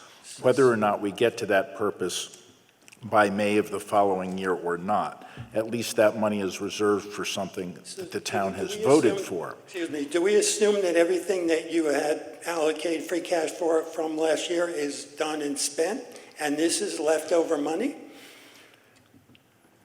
No. How is the person on the street, the town resident supposed to make sense of this? You asked for $495,000 last year. We approved a whole series of projects, including Orchard Road engineering, a police cruiser, and a whole bunch of other stuff that went on. And now you come back and say, well, we may or may not have spent all that money on the project that we told you, but now we want another $1 million. Is this reasonable? Yes, because we wouldn't ask for it if we didn't feel we needed it. Well, but why are you asking us? Why are you asking us to approve all of these projects if, in fact, you know they're not? Well, I mean, it's your best guess. I'm sorry. It's your best guess is what you're going to spend the money on. But why? There's this huge slush fund of free cash that just floats around for people to spend on whatever they feel like spending it on, it seems to me. And there's no accountability. Let's go through the 10 projects from last year's warrant that you said you can you tell us if you have spent all that money and if that project is in fact complete? Or and then if we're in fact voting for put free cash in this year, then what are our expectations for next year? Maybe it'll happen and maybe it won't. My expectation is that everything the town meeting authorizes money for gets done. We wouldn't propose a project if we didn't think it needed to happen. Then why is it 1.35? Why is it $1.4 million sitting in free cash? Just one person speaking at a time. When Mr. Hutchison is talking, please don't interrupt him, and he won't interrupt you, and neither will I. Thank you. Go ahead. Every year, there is some money left over that hasn't been spent. That goes into free cash. Again, we don't ask town meeting to spend all the free cash that we have because we like reserving a good portion of that for emergency expenses. We cannot spend free cash on anything that town meeting has not authorized. Understood. There is no slush fund that people can spend money on without having it authorized at town meeting. We hope to get to all of the projects. We can't necessarily do everything that we want within a year. Sometimes it takes a year and a half for a vehicle to be ordered and delivered. Sometimes there are any number of things that can happen that can delay a project, but it is always our intention to do the projects that we've proposed. We wouldn't have proposed them unless we thought that they were a reasonable project to ask for, and you wouldn't have funded them if you didn't think they were a reasonable project to ask for. Okay, that clarifies that. I'm still back to my original question. You asked us for $1,300,000 last year to spend on 15 or 20 different projects that you itemized out including Orchard Road and the town garage and several other things. And you may or may not have spent the money, and those projects may or may not be complete. In fact, Orchard Road is not complete. I live on Orchard Road. The engineering is completed, and it Okay. enabled us to move forward with the actual construction. The garage roof has been completed. Okay. Are all the other projects completed in that list? We would have to go through the list, and I'm happy to talk to anybody who calls the office and asks. This is something that you could have asked at any time, and I would have had all the figures from last year here so that I could explain them, but I don't have them right now. I have this year's proposals. And I'm sorry, I'm meaning to address this to the group that's going to be here next year, and I understand what your position is, but can I request that there be a sources and uses of free cash statement that comes out with the budget next time? Is that a reasonable thing? That is under the article and tax summary. I'm sorry, it may not be, the sources may not be in there. It's certainly within the motions and explanations. You see clearly what comes from free cash and what is being raised and appropriated, that is coming through taxes. Well, what I see in the article is last year you asked for, let's say $1 million to do 15 or 20 projects.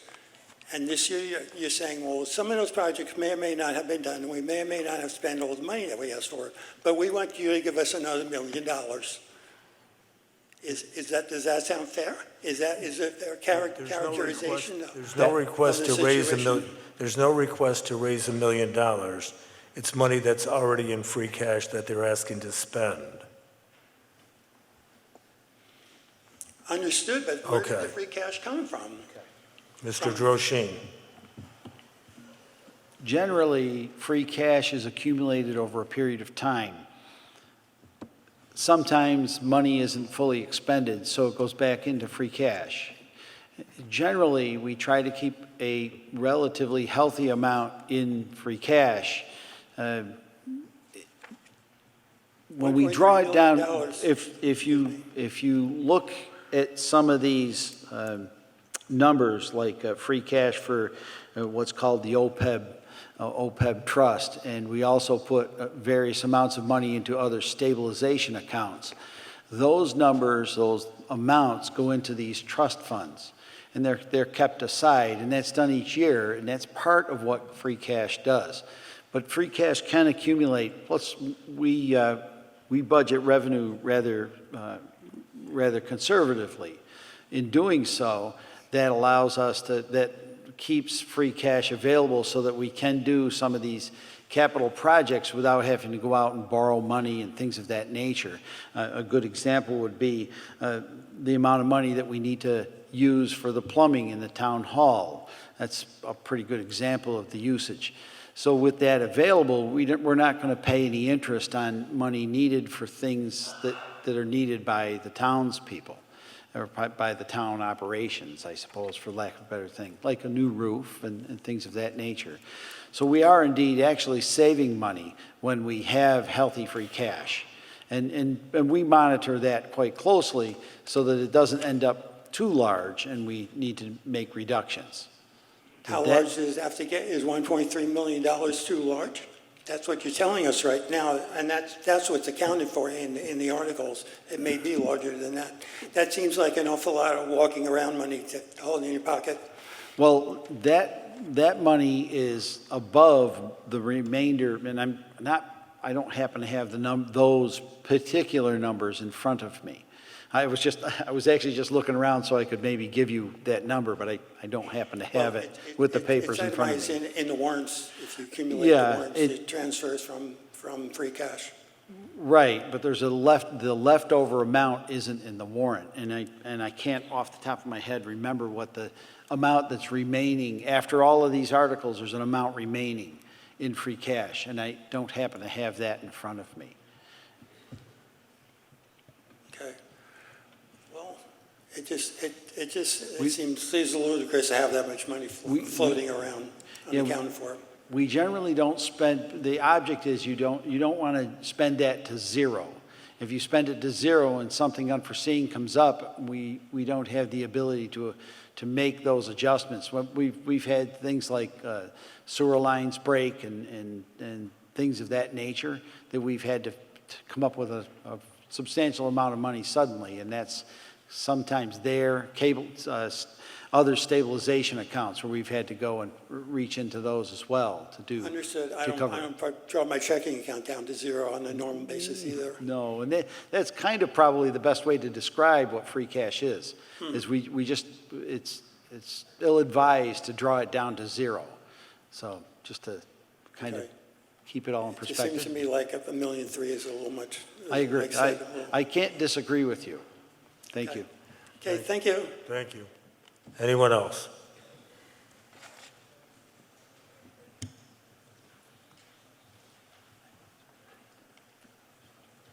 Okay, Article 7 has been moved and discussed. All in favor signify by saying aye. Aye. Opposed by saying no. Thank you. Article 8 passes. I move that the town transfer the sum of $200,000 from free cash for the purpose of reducing or offsetting the expected tax rate increase in the fiscal year beginning July 1st, 2025. Second. Article 8 is moved and seconded. Is there any discussion? Hearing none, seeing none. All those in favor signify by saying aye. Aye. Opposed by saying no. That passes. Article 9.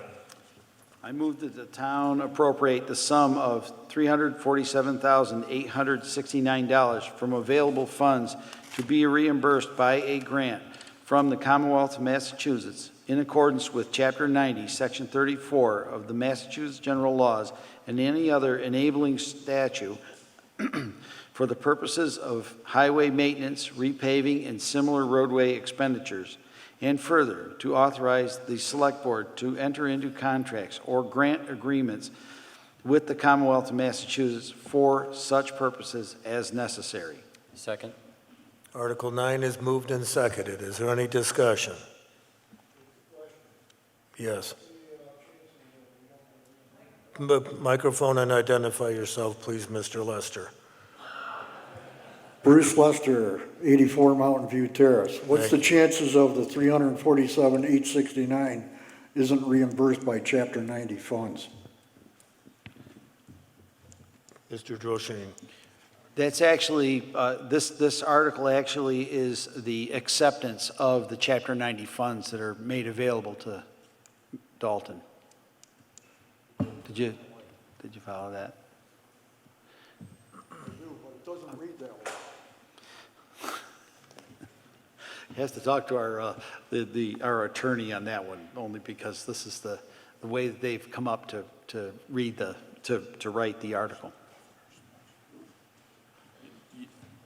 Yeah, Mr. Moderator, this is the language that has always been used, has been recommended by the governor's office. So I would, we're basically approving the funds that have been appropriated to the town already. Thank you. Anyone else? Hi, Jerry Kubicki, First Street. I just have a quick question about this. Is there any way you can get Carson Avenue and Main Street fixed? Is that part of this?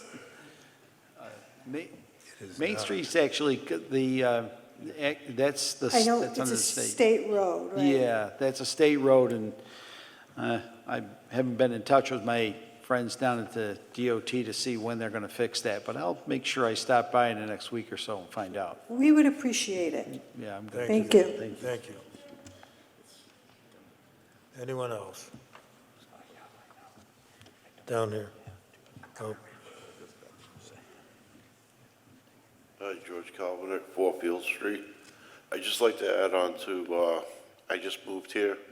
It's a great community, but Stockbridge Ave, I mean, can you add that into the list of streets to be repaired? Because it's like going down a dirt road. Thank you. Thank you. Anyone else? Yes, my name's Jim Machino. I live at 302 Johnson Road, down in the Cleveland Road area. And is there any reason we cannot get our road paved? We can't open our windows. There's so much dust. We can't even sit out in our yard. It's getting worse. And now the logging trucks are coming through. The big oil trucks are coming through. And we're eating dust all day. I have COPD, and I know you won't think anything about it, but when you can't sit out in the yard and open your windows and you got to pay taxes, and you want us to vote on whatever for the highway, we had a petition going around. We went all the way down Johnson Road, and so many people signed it. There were a couple that didn't, because one guy said, well, our kids like to play out in the road, and if it's paved, cars are going to be flying by. Well, if that's the case, let a police officer sit up there with a radar. He could sit right in our driveway for all I care. But it should be paved. We shouldn't have to not be able to sit out in our yard. Thank you. Mr. Diver.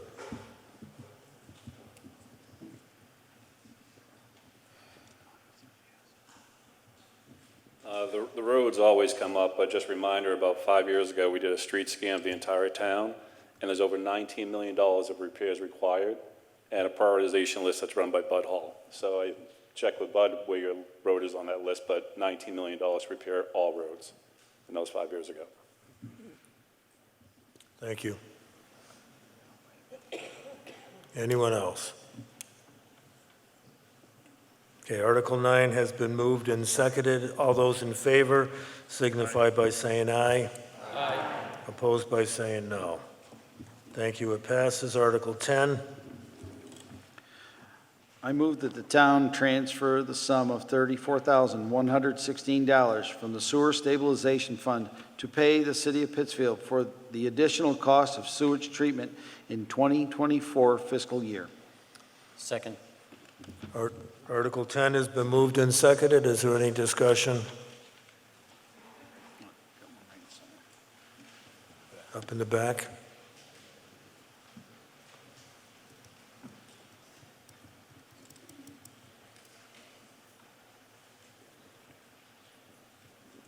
Mary Cherry, Patricia Avenue. I just would like to know how much is left in the Sewer Stabilization Fund?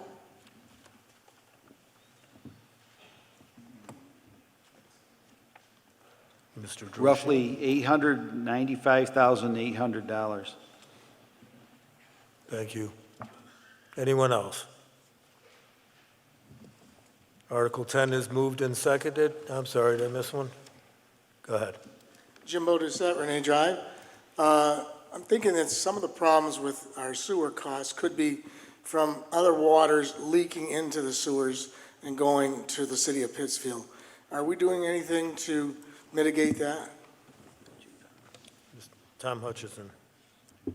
I'm pleased to say that we just completed an infiltration remediation program. We studied all of the sewers in town and did the colored smoke and found out where we had infiltration, and we have done a major rehabilitation throughout the sewer system. So yes, we expect to see some savings from that. Thank you. Anyone else? Okay, Article 10 has been moved and seconded. All in favor signify by saying aye. Aye. Opposed by saying no. The article passes. Article 11. I move that the town transfer from free cash the sum of $100,000 to general stabilization, the sum of $100,000 to capital stabilization, and the sum of $100,000 to sewer stabilization. Second. Article 11 is moved and seconded. Is there any discussion? In the back? Yep.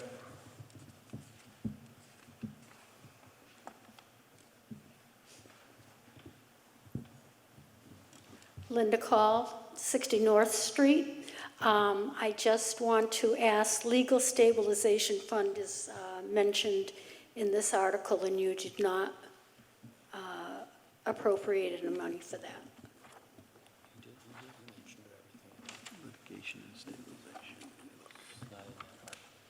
Thank you. Mr. Hutchison. Yes, this is the second year we have not added to the legal stabilization fund. The sentiment has been, and I have this sentiment myself, that we have a sufficient amount of funds in that stabilization fund for now.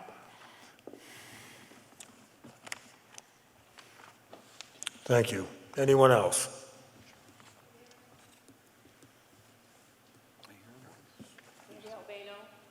South Street, 609 South Street. Since we have free cash left over, and on June 30th, free cash will go away until the next time it's certified, I'd like to make a motion to transfer an additional amount of $100,000 of free cash to each of the 3 stabilization funds listed herein. Needs to be in writing. Come on down.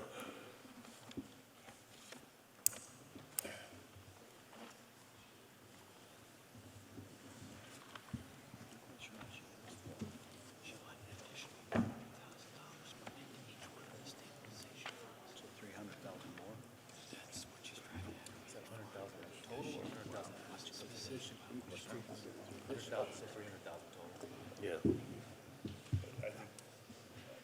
like it. How much did that leave?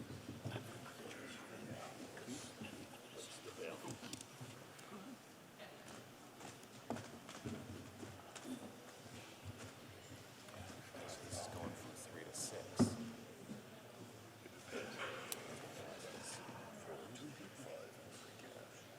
Spending about 1.5, 1.6. So that versus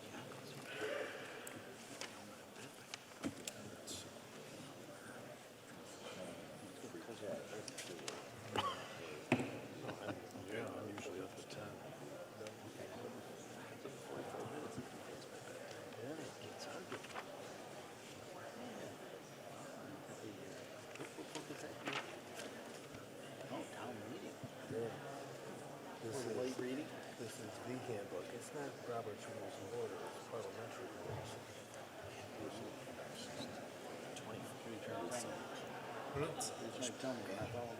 No, I'm just saying, somebody earlier mentioned Robert's Rules, it's not Robert's. It's not such thing. Oh.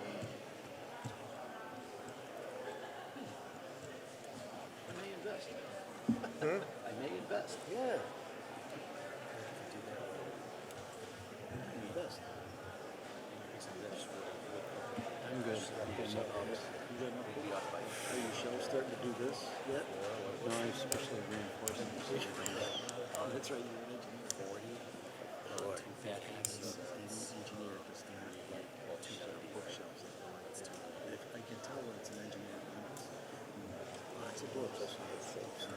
Still, even with the 300? Okay. Doctors. Fair enough.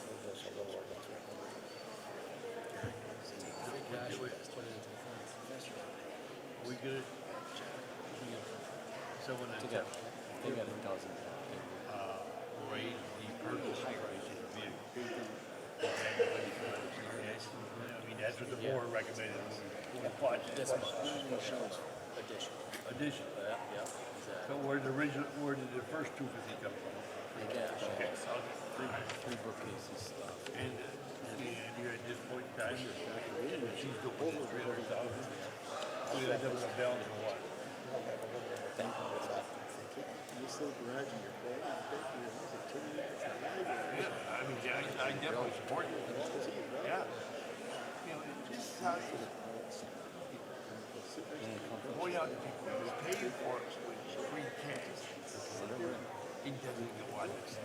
Doesn't attack you. It's like, Just sort of gravitates. Just retail, so it's big for a while, couple of 3 hours. What's dinner time? For you, that's about every right, yeah. Yeah, it's pretty frequent. A couple, 3 hours. All right. Gotta get something.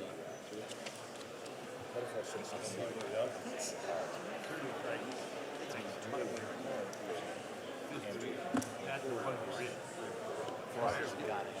Next year.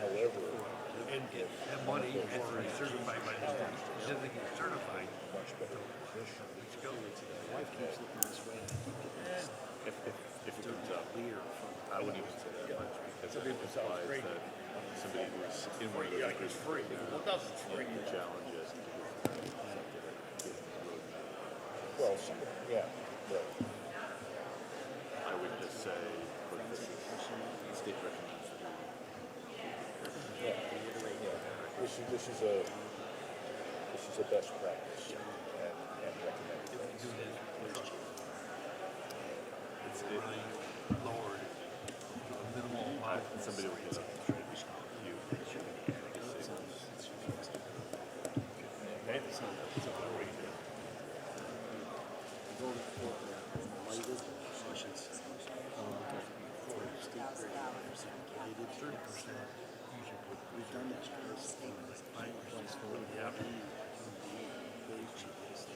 Not what?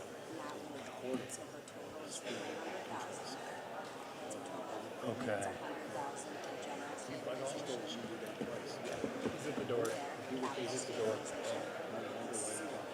Okay. Yeah. Thought it was gonna be a lot longer.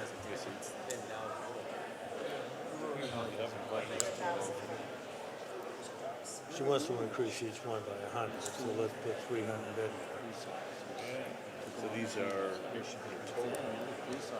Right, it's a total of 300 increase, of 100 in each. so 200,000 times 3. Yes, Okay. right. So the total would be 600,000. Right. Right.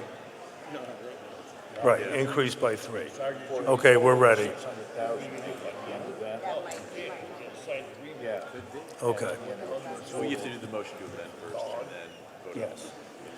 Okay, so we have a motion to amend Article 11 by Sandra Albano. As you heard, she wants to increase the article by $300,000, which would mean an additional $100,000 into each of the funds listed, the General Stabilization Fund, Capital Stabilization Fund, and the Sewer Stabilization Fund. Her motion has been made and seconded. Is there any discussion on her motion? Yeah, Mr. Chairman. Ms- Do we ask Mr. for Boyle? rationale for this move? From the town accountant, can she explain why we're doing this? Ms. O.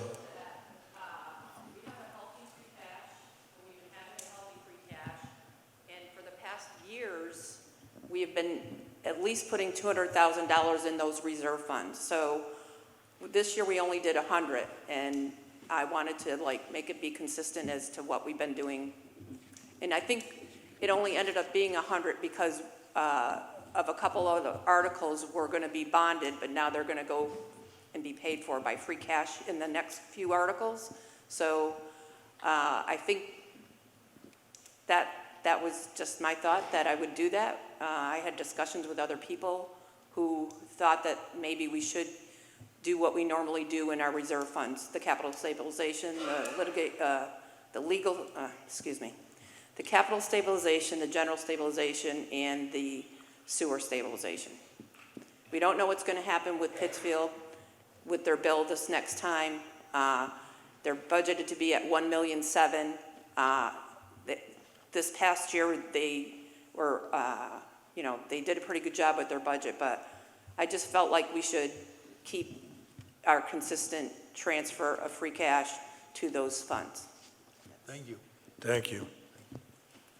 Someone else. Mr. Diver.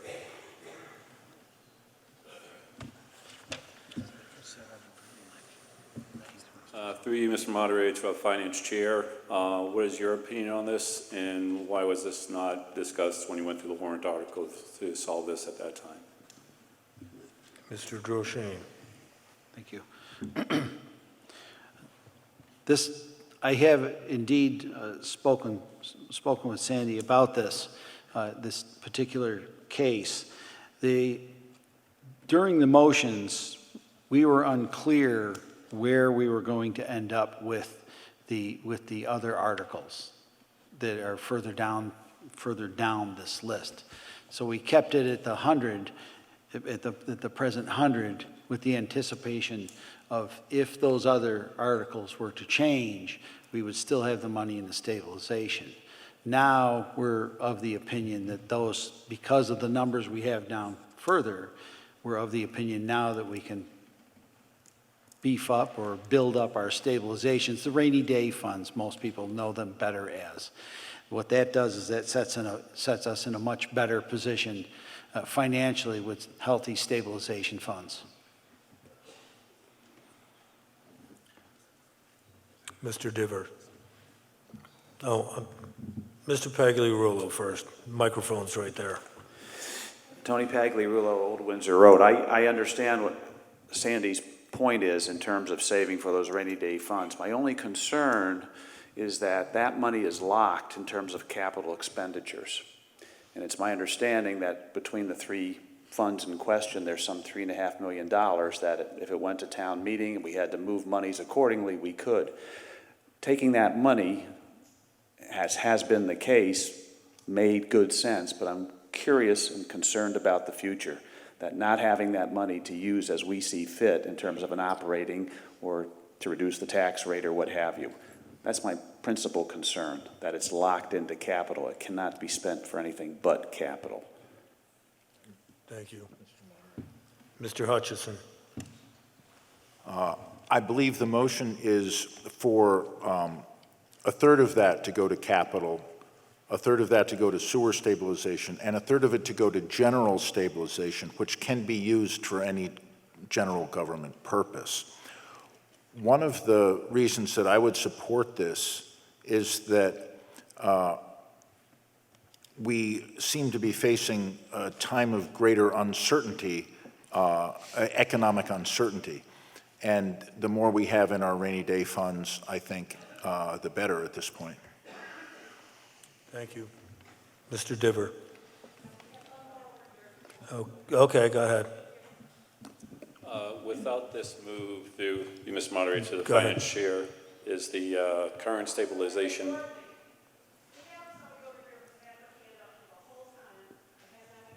All right, Mr. Diver, please. Let's have her first. Thank you. Thank you for yielding to the elderly. My name is Jean Gingras, and I live on Sunnyside Drive. And I know our accountant, and I have seen all the work that she has done. She is an excellent accountant, and I feel whatever Sandy feels is right, that's the way I would go also. Thank you. Thank you.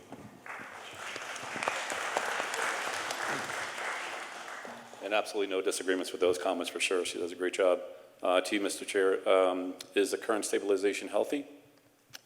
It is indeed healthy. Presently, the general stabilization is at $1,075,436. Capital stabilization is $1,081,426. Litigation stabilization is $494,165, and sewer stabilization is $895,820. Yes, Mr. Diver. And if those are healthy, shouldn't free cash come back to the taxpayer at the end of the year?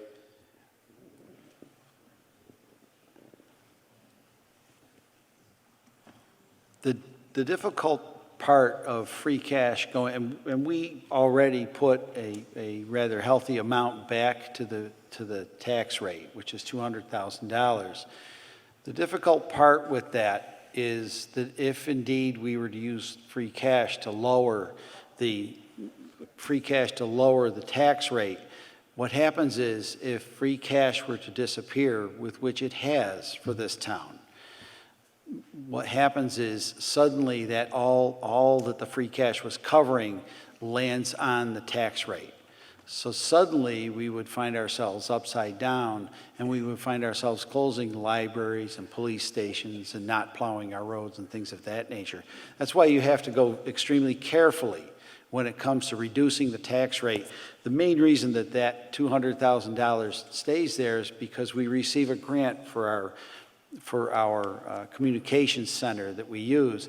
We know that's going to be there each and every year. So we're able to reduce the tax rate so that we can at least try to keep the tax rate down there. But it is a difficult dance when it does come to that.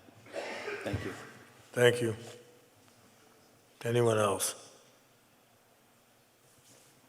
Okay, hearing none, seeing none. This is a vote on the motion to amend to increase each stabilization fund by an additional $100,000. All those in favor of the motion to amend signify by saying aye. Aye. Opposed by saying no. No. Passes. Article 11, as amended. Article 11, as amended. All those in favor signify by saying aye. Aye. Opposed by saying no. Thank you, that passes. Article 12. I move that the town transfer from free cash the sum of $100,000 to the other post-employee benefits liability trust fund to reduce the unfunded actuarial liability of health care and other post-employment benefits. Second. Article 12 is moved and seconded. Is there any discussion? Hearing none, seeing none, all those in favor signify by saying aye. Aye. Opposed by saying no. Thank you. Article 13, Mr. Droshane. I believe Mr. Bishop? Mr. Bishop, this is yours. Can I do my alternate motion? Yeah. Okay. I'd like to propose an alternate motion for this. I move that the town of Dalton rescind its vote under the Article 1 of the warrant for May 1st, 2017 annual town meeting that authorized the disposition of the old Dalton High School for the demolition of the building and sale of the property for redevelopment houses in accordance with the zoning bylaws of the town at that site. And if this vote fails, the property remains reserved for redevelopment for houses in accordance with the zoning bylaws of the town of Dalton at that site. Second. Article 13 has been moved and seconded. Is there any discussion?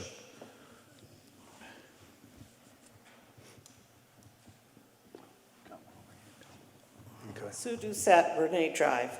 I'm curious as to what actions have been taken to sell those plots of land that people were supposed to be able to buy and build houses on and get them back on our tax info. Mr. Hutchison. I wasn't here for the original vote, But one of the things that I was tasked with was looking at that site and some perceived problems of that site. The perceived problem is one of potential flooding. There has been some flooding in that area in the past. My understanding is that there has not been, let's say, on the order of millions of dollars of damages to the houses there. The proposed mitigation of installing a new culvert would have cost about $5 million. And unless we could prove to the Federal Emergency Management Administration that that would prevent the loss of $5 million of property, we would not have been able to get a grant for that. So I looked into it a little more closely and found, we did some scoping of it with a camera, and we found a number of obstructions in the culvert that can be cleaned out. And the DPW superintendent is looking into companies that do that kind of work. Once it's cleaned out a little bit more, we can run a camera through the entire length and find out whether that's a major contributing cause to any backups that might be happening. We know that there are also changes in the diameter of the culvert as it progresses, but we don't have a good sense of what's actually in there. So that's been the main hang-up for moving that property to any other use at this point, is we wanted to be sure what the flood potential was in that area, and we're still working on that. Thank you. Okay. Maureen Mitchell, 1099 North Street. I was a member of the original building committee for the senior center, so I know where some things are buried.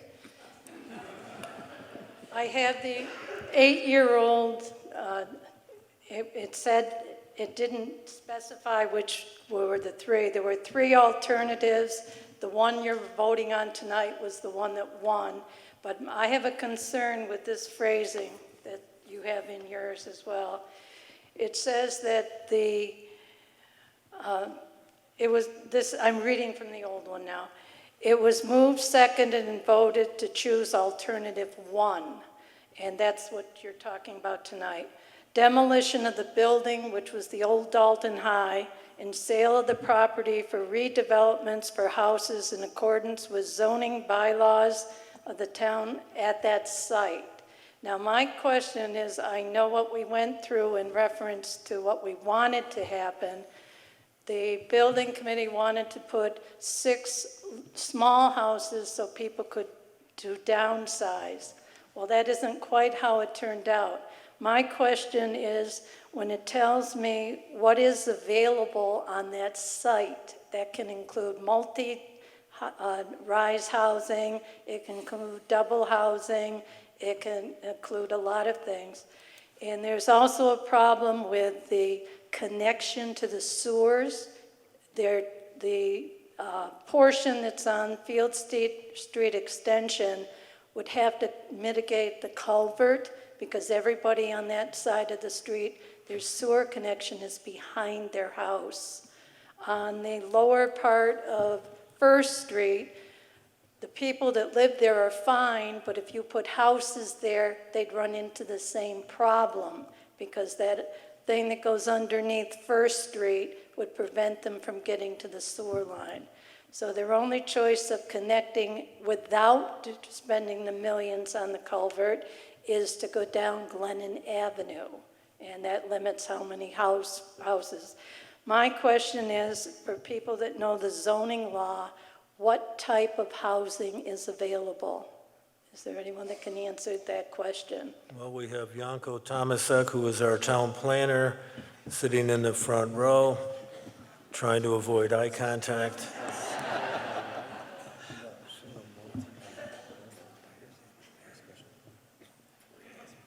I'm not quite sure what that is zoned for. Off the top of my head, I do apologize. I believe it is R2 or R3, and that would mean that it would not be a single-family residential, so it would be able for multifamily housing. It's R3. It's R3. R3? 74 lots. Okay. Sorry, go ahead.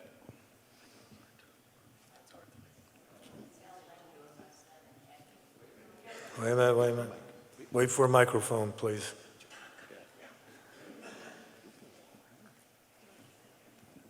Hi, I just, Sally Langendorf, 29 Glennon Avenue. I just couldn't hear what you said. Though that space was voted and it can only be multifamily housing?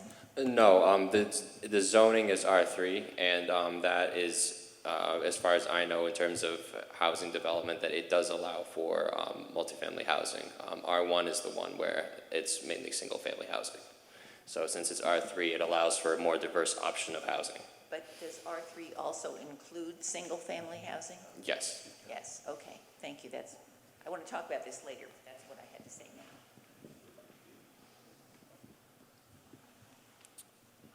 Mr. Diver. For the purposes of this article, just clarification from Mr. Bishop, is that if this vote doesn't go through, it goes back to its original, but I think we need clarity that what's being requested tonight is to rescind that vote and purposes for review of a police station be built there.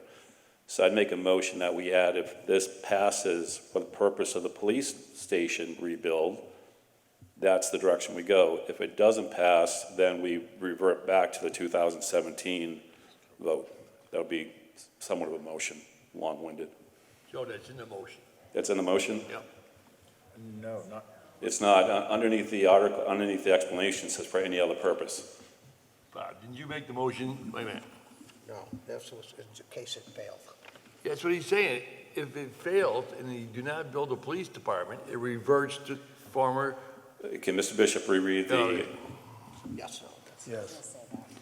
So I move the town rescind its votes taken under Article 1 of the warrant for the May 1st, 2017 annual town meeting that authorized the disposition of the old Dalton High School for demolition of the building and sale of the property for redevelopment for houses in accordance with zoning bylaws of the town at that site.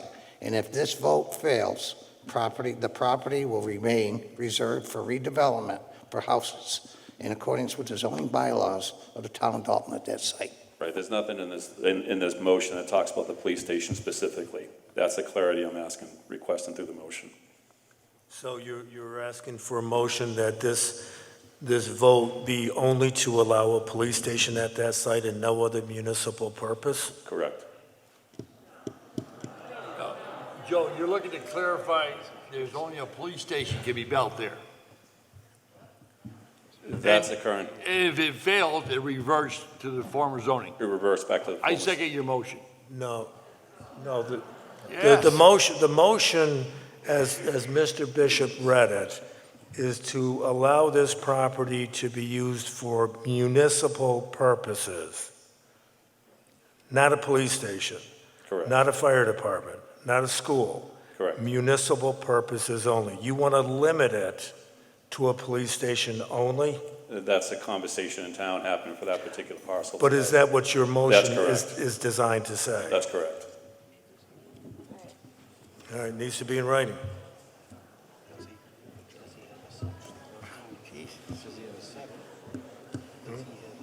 He did have a second. Somebody yelled out. Boyle yelled out second.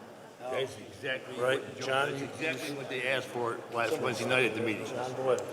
And that was the problem. I don't Yeah. think it goes back. Well, actually, it automatically goes back. But we tried to make it. Yes. I just have a procedural question. I'm Jeannie Ingram on Glennon Avenue. I just had a procedural question. Don't we need to vote on the amendment first before we can do a second amendment to his motion? Like, we haven't finished voting on what he presented, and now we're going to add another thing to what he presented, but we haven't voted on that. His motion was the motion. His is But, the but only. why was that? Because that wasn't what was in our warrant? So Correct. why wouldn't that have been the motion to an amendment? Why wasn't his an amendment? Why was it a replacement of the article that no one has read? Because the article that is in the warrant says to see if the town will rescind the vote taken under Article 1 of the May 1, 2017 annual town meeting authorizing the demolition of the old Dalton High School and sale of the property for redevelopment for houses in accordance with the zoning bylaws of the town of Dalton at that site, or to take any other action in relation thereto. Mr. Bishop, when he made his motion, said, or take any other action in relation thereto. His action was leave it alone for residential purposes. So his motion is designed to move Article 13. Mr. Diver's motion is to amend Mr. Bishop's.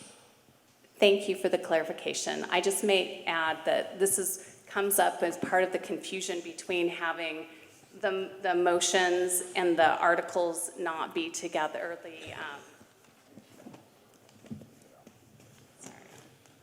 No, I get it. The motions and explanations are different than what's in the warrant, so that makes it a little confusing. Thank you. Thank you.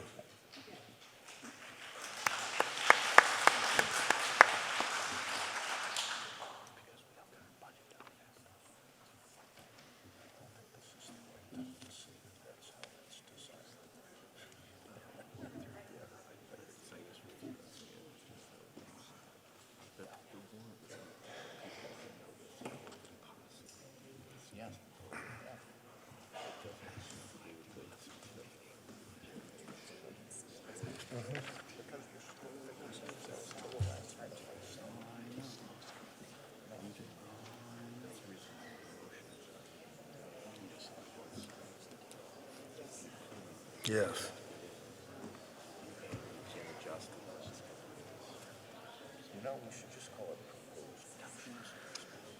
Okay, so the motion before the assembly by Mr. Diver is add at the end of the article for the purpose of a new police station site only.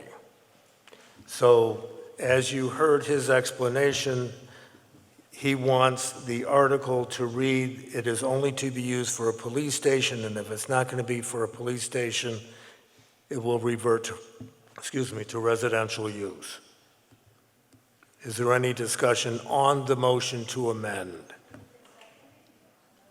There was a second up here from Mr. Boyle.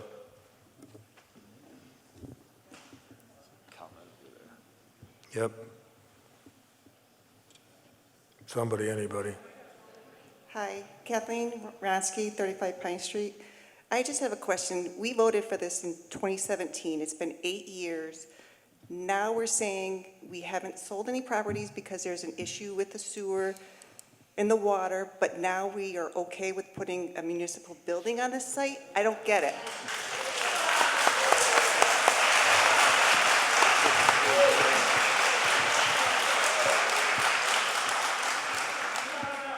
Thank you. There's one back here.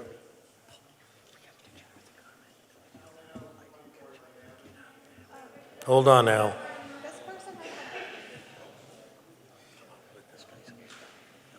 Al Nato, excuse me, Al Nato, 24 Elaine Avenue. I think we're chasing our tail here. I have a sheet of the Dalton zoning bylaws, and in the zoning bylaws, it allows for municipal facilities in any zone, district, except industrial, by special permit by the Board of Appeals. Now, this was dated in 2015. It may be changed, but I don't think we changed the bylaws that frequently. So I suggest that the authorities take a look at the zoning bylaws and see if they're not chasing their own tail. Because maybe whatever you have this, you can still put a fire station up there or a police station. Thank you.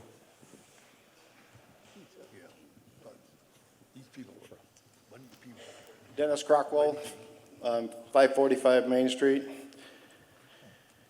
I formally oppose the initiative to rescind the decision made on May 1st, 2017 for the following reasons. Dalton lacks adequate land for residential development. Voting no on this measure will preserve several building lots that can contribute to addressing our housing needs. Using the property for municipal purposes would lose both the sale revenue of these lots and future potential tax income.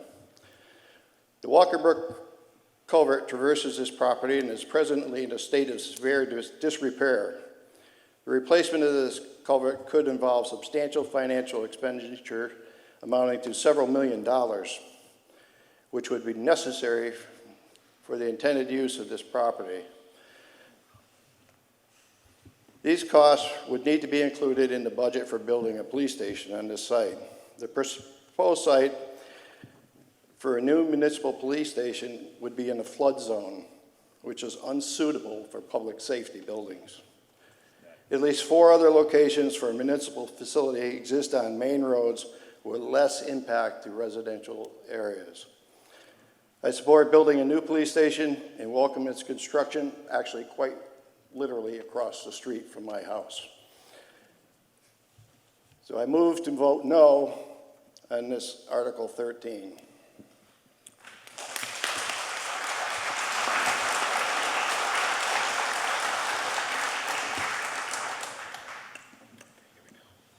Hello, Tony Pagliarulo. I came here tonight specifically, among other things, to speak to this issue after last week's meetings, and I understand it's an emotional issue and it concerns the neighborhood in particular. It's not surprising. So to begin with, I'd just like to step back and present a snapshot of the progress and the process of the Public Safety Facility Committee.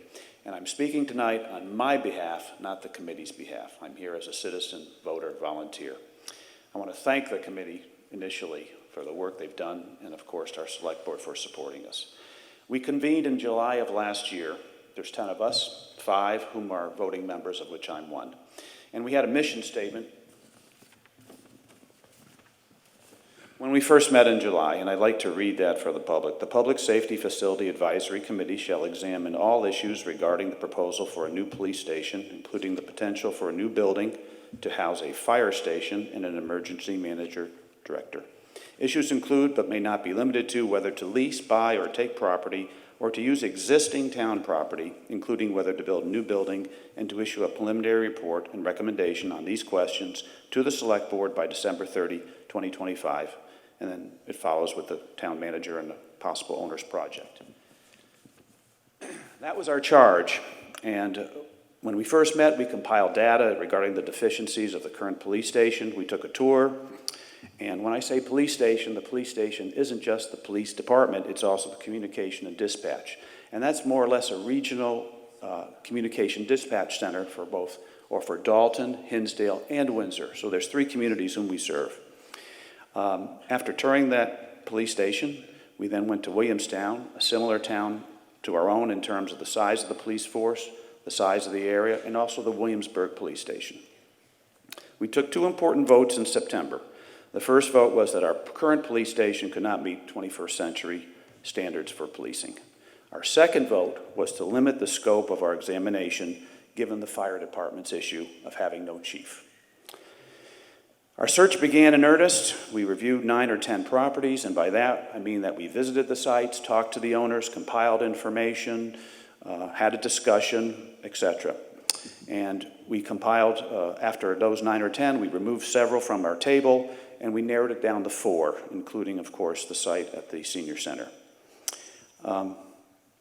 We scored these properties using our own criteria. We scored them independently, and the Field Street site was not our -- choice. Point of order. He's off task. I'm working up to it. I'm working up to the police facility. We're talking about the land. We aren't talking about the police facility. No, but I'm getting to that. I'm getting to that, Ron. Yeah. I just backfilling. Keep going. Okay, so we hired a consultant. We put it out to bid for a needs assessment. Brian Hume came to us, 30 years experience of bidding police facilities in both Connecticut and in Massachusetts. He's currently overseeing the Lee facility. We discussed regionalization and earmark monies. A needs assessment was performed. He viewed our police station, and he too concurred that we could not meet policing in the 21st century given our space needs. His recommendation was a one-level, 13,500 square foot building with an accompanying 1,800 square foot storage facility. I'd like to read a statement, if I may, at this juncture to conclude. And this statement I've read, I presented it to our committee and to all the select board just yesterday. And I've changed it a bit in terms of editing, but the gist remains the same. Several months ago, the Police Safety Facility Committee voted unanimously to adopt the needs assessment report by Brian Humes of Jakunski Humes, our consultant. The Select Board also voted unanimously to adopt the needs assessment report. This adoption did not bind the committee nor the Select Board to the proposed one-level, 13,500 square foot building and a 1,800 square foot storage building as proposed. Rather, it provided a starting point from which to begin deliberation. In fact, the committee will begin reviewing options to decrease the footprint of the proposed building and consider a multi-level facility. At our second joint meeting just last week with the Select Board, the committee's agenda listed two votes, whether to adopt the feasibility study presented by Brian and whether to adopt Brian's number, one site for study, the Field Street location. The committee's vote was to adopt the Field Street site was unanimous. The Select Board's vote was split against adoption. No vote was taken to adopt the feasibility study. Again, adoption of the feasibility study and adoption to review the Field Street site is not binding nor final. And again, as I mentioned, the committee did not rate this Field Street site as our number one among the 4 proposed sites for feasibility. In light of the above, I believe the committee and the Select Board should revisit and revote the aforementioned agenda items and allow the committee to complete its work. Finally, Warrant Article 13. To rescind the vote regarding the Field Street site taken several years ago is premature and secondary to the committee's task to perform due diligence in respect to conducting informational meetings, surveying our residents, and evaluating the Walker Brook culvert. The Waterbrook culvert, as we know, is in disrepair. It has to be attended to, and that would be part of our mission. Until such time as the committee concludes its due diligence in respect to evaluating the Walker Brook culvert, surveying the public, conducting informational meetings related to our examination per our mission, and issue its findings for the Select Board review and recommendation of the Field Street site to voters so that they may cast a more informed vote as to whether to rescind the property in question by December of 2025. I guess what we're asking for is let us conclude our work. It's premature to vote on this site. I don't want to table this. I'd like to have input, but I'd like to table it tonight so that we could go forward, survey our community, evaluate the Walker Brook site, and have a more informed citizenry for a vote before 2025. Thank you. Anyone else? No. Cheryl Rose, North Mountain Road. I was on the ad hoc committee to figure out what to do with the building that at the time I hadn't lived in the town 20 years, but I heard that it was basically laying fallow for 20 years. We were paying insurance on it. This didn't manage. Somehow our town leadership couldn't figure out what to do, so or get something done. So we had an ad hoc committee to research what could be done with that property. Jim Scalise, who many people probably in the town know, is a developer, was the lead on the committee and made a presentation, if you were at that town meeting, and we presented the different options. In any case, and the town voted to have that land developed, and we made the case, and we told everybody, this is what we're gonna do with this is a good idea, you gotta go next week and vote for the money to do it. It was a promise made by our select board, a contract, that that's what we would do with the property if we all agreed to take the building down. So I totally agree with if suddenly it can be okay for a police station, what the heck?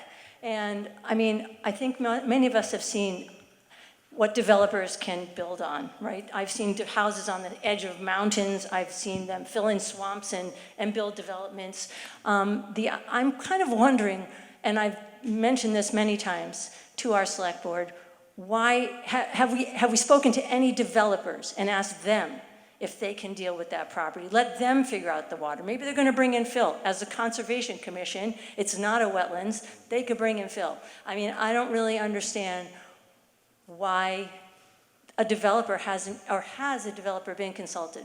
One thing also, which I have told multiple select people, is Jim Scalise offered to consult about the property for free, to give some advice about what to do with it. And as far as I know, our select people have, this is over years, never approached him to ask for his advice. That was free expertise about what to do with it from a very experienced developer.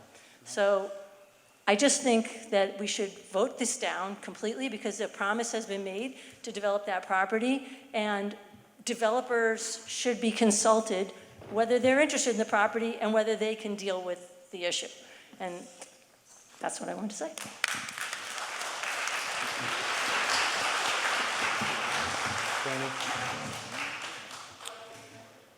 Yep. Mr. Diver. No? The other Joe? Joe, where are you? Oh, Hank Langendorf, 29 Glennon Avenue. I'd like to say that I think that a residential area is the wrong place for a police station. You know, because there's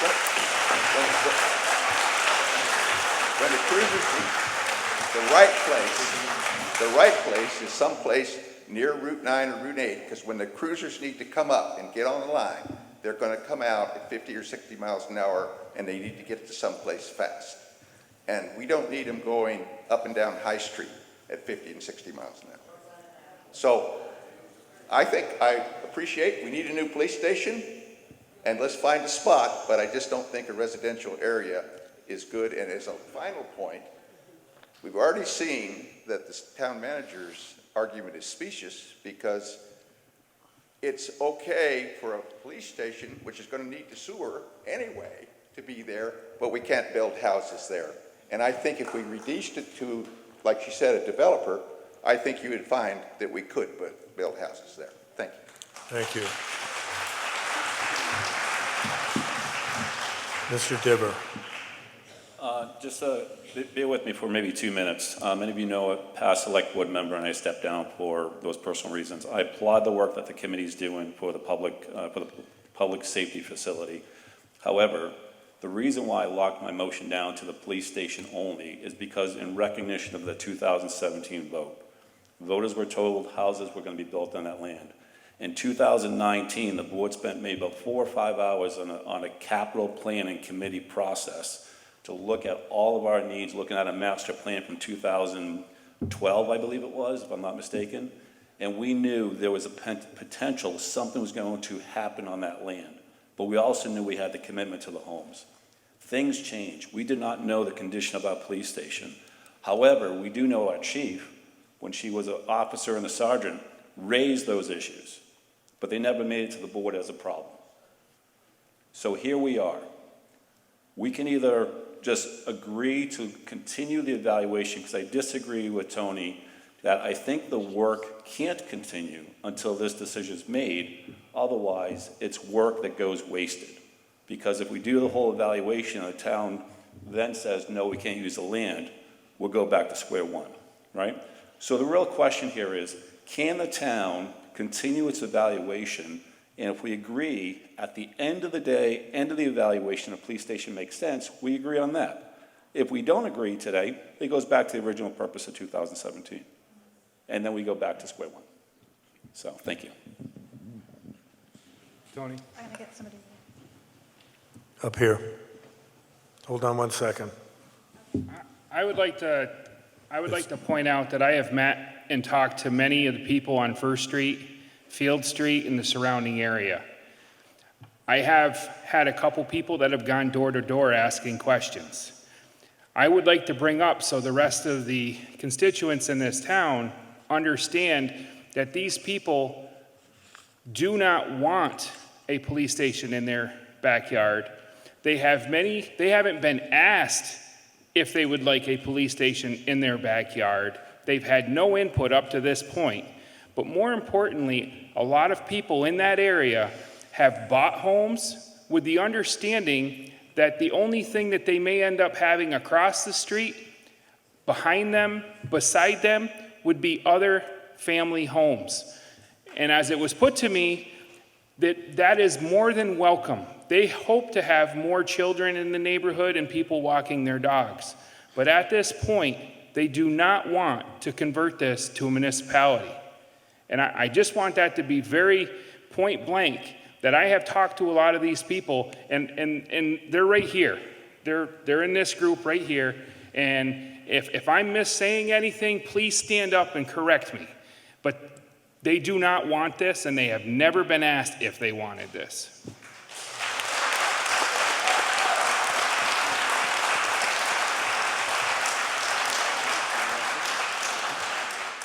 Thank you. Over Hi, here. Carolyn Bally again, 89 Raymond Drive, but my real day job is I'm the CEO of Central Berkshire Habitat for Humanity, and I did not intend to talk about housing tonight. I just came as a citizen. But I cannot sit here in all good conscience when we are in a housing crisis in Berkshire County and talk about, and not talk about the housing crisis. That's not an imaginary thing. It's reported every day. More than 50% of the people living in Berkshire County right now cannot afford a place to live. And we're talking about a police station where houses were promised to this community. I didn't live here back then, but I can tell you I will work diligently to help make that happen. But we need to do the right thing by the people you already promised.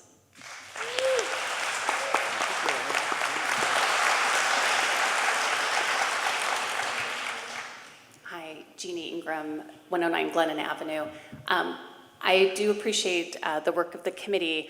My question is, if there had been houses built on this site in the last 8 years and the site were no longer available, and as Tony mentioned, it wasn't even the committee's first choice, I don't know what's precluding the committee from moving forward on another site and doing the same kind of work that they want to do based on the Field Street site on one of the other sites. I don't know why this has to stop their remit. Thank you. Hi, Becky Bisa on Carson Ave. I don't know some of the study that's being taken part or what other sites you have surveyed, but I assume you've only stayed in this county. I'm originally from Westfield. There's 40,000 residents. The police station is smaller than the one in Dalton. It's on 15 Washington Street. And I don't know why we're not surveying towns in the area as well as outside the area.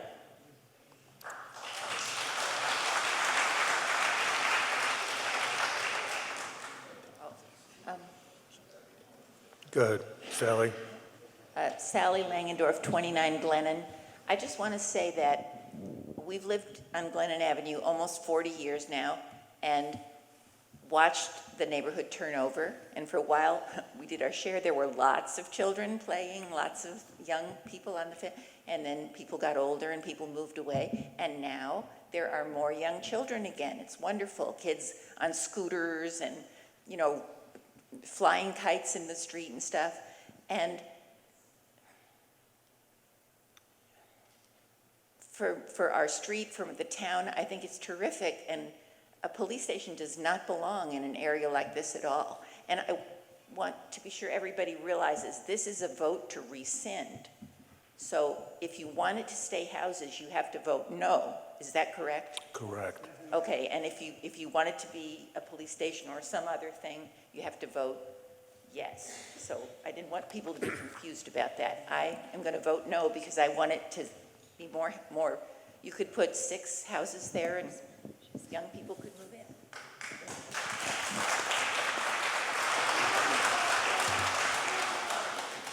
Mr. Pagliarulo. Yeah.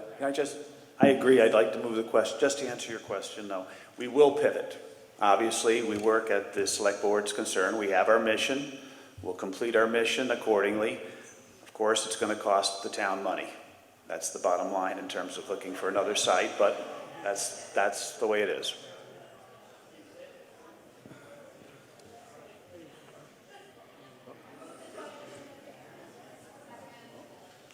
There's a motion to move the question and a second. All in favor? All opposed? Thank you. The first item is the motion to amend. There's a motion to amend to limit the municipal purpose to police station only. A yes vote will limit it to a police station only, but not the vote on the main article. All those in favor of the motion signify by saying aye. Opposed by saying no. That motion fails. The article motion is to rescind the vote and allow the property to be used for municipal purposes. However, if it fails, it will be used for residential purposes only. A yes vote will rescind and allow it for municipal. A no vote maintains it for residential. All those in favor of the article signify by saying aye. Aye. Aye. Opposed by saying no. No. Thank you, that article fails.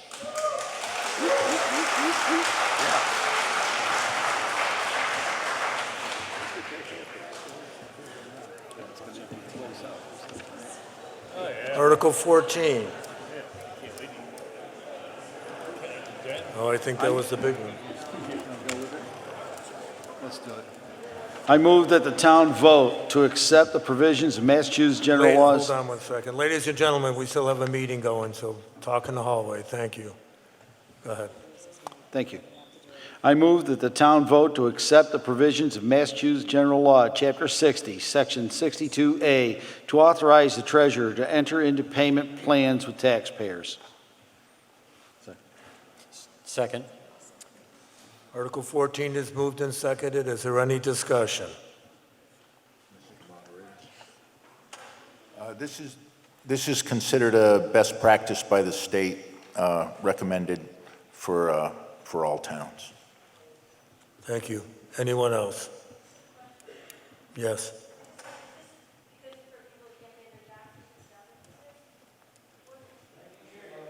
Wait for a microphone. I was just asking if this is for people who can't pay their taxes. Is that what we're voting on? It seems like that's what it is, and I just am being aware that the magnitude of people who can't pay their taxes is great enough that we need to have such a thing, which is sad to me, but I just wanted to be clear on exactly what it was, so. And Yes. that's what it is. Yes. Anyone else?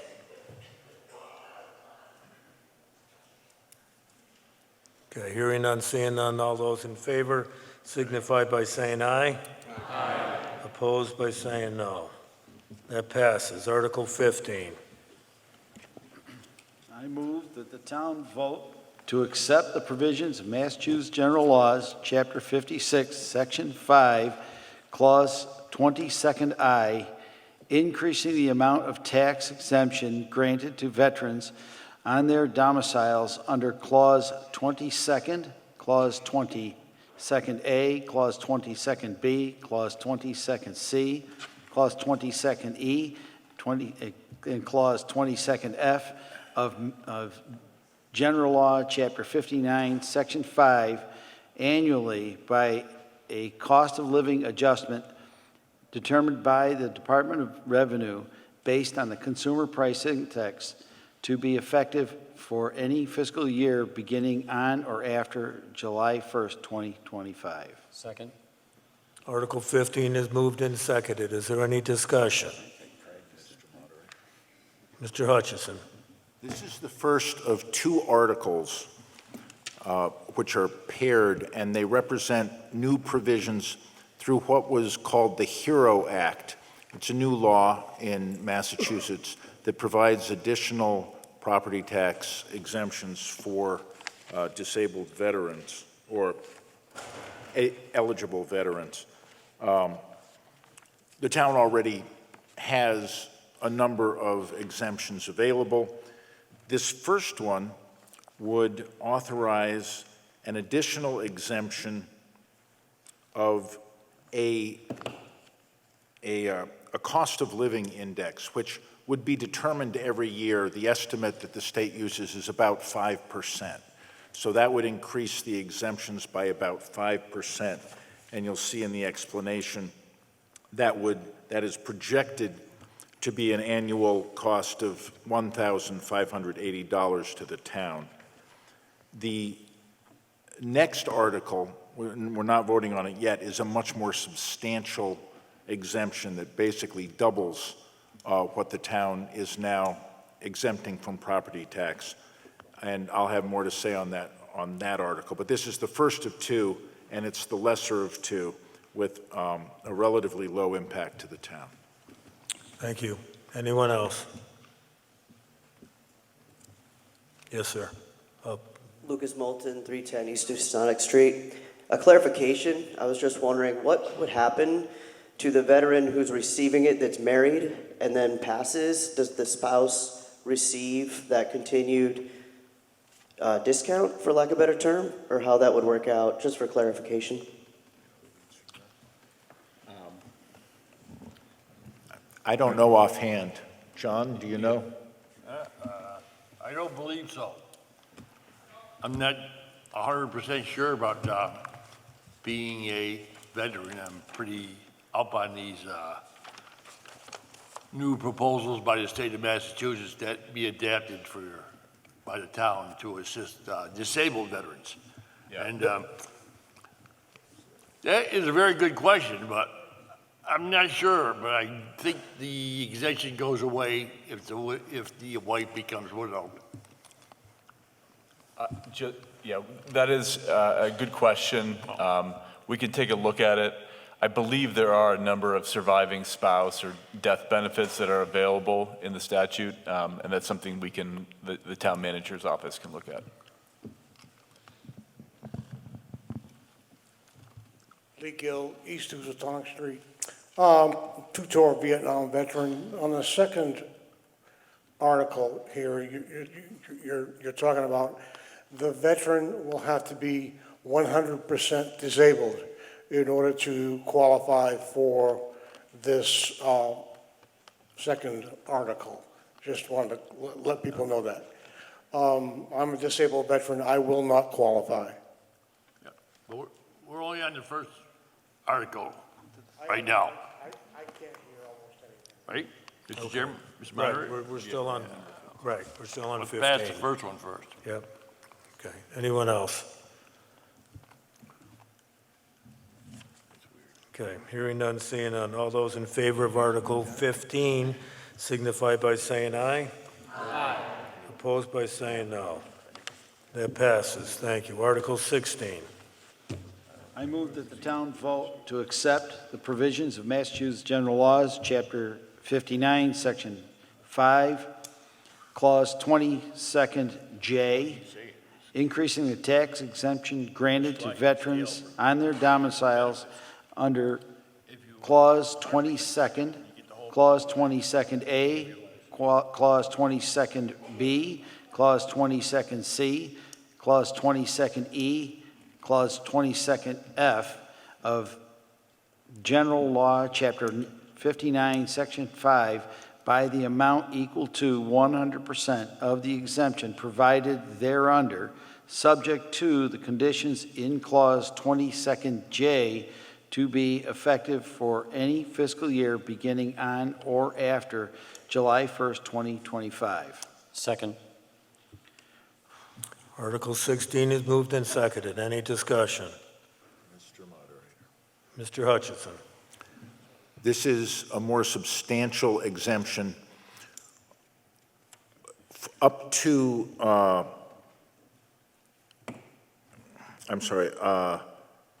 the current exemption that's paid is reimbursed by the state to the town. Doubling that exemption is an option the town has, but it is not reimbursable by the state. So there would be an additional cost of roughly $31,600 to the town as the cost of approving this exemption. Thank you. Anyone else? Hearing none, I'm sorry. Yep.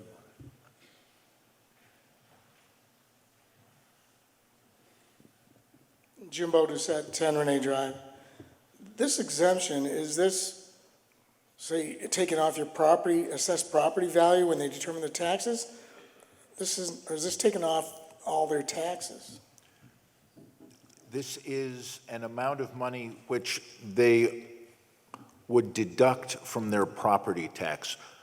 We have, and this number, 31,600, represents all of the current veterans who are getting okay. the exemption. So if our number of veterans changed, it would go up or down as well. But that's the total for all under this program now. Thank you. Anyone else? Hearing none, seeing none, all those in favor of Article 16 signify by saying aye. Aye. Opposed by saying no. Thank you. Article 17, that passed. I move that the town vote to accept the provisions of Mass General Law, Chapter 2000A, Section 9A, an alternative procedure for disposal of abandoned funds held in the custody of the town. Second. Article 17 has been moved and seconded. Any discussion? Hearing none, seeing none, all those in favor signify by saying, I'm sorry, where? Hi, Monique Ollinger, Ruby Terrace. I just have some clarifying question. Is this part of the exact same fund that we pulled funds out of earlier in this meeting? Is this slush fund?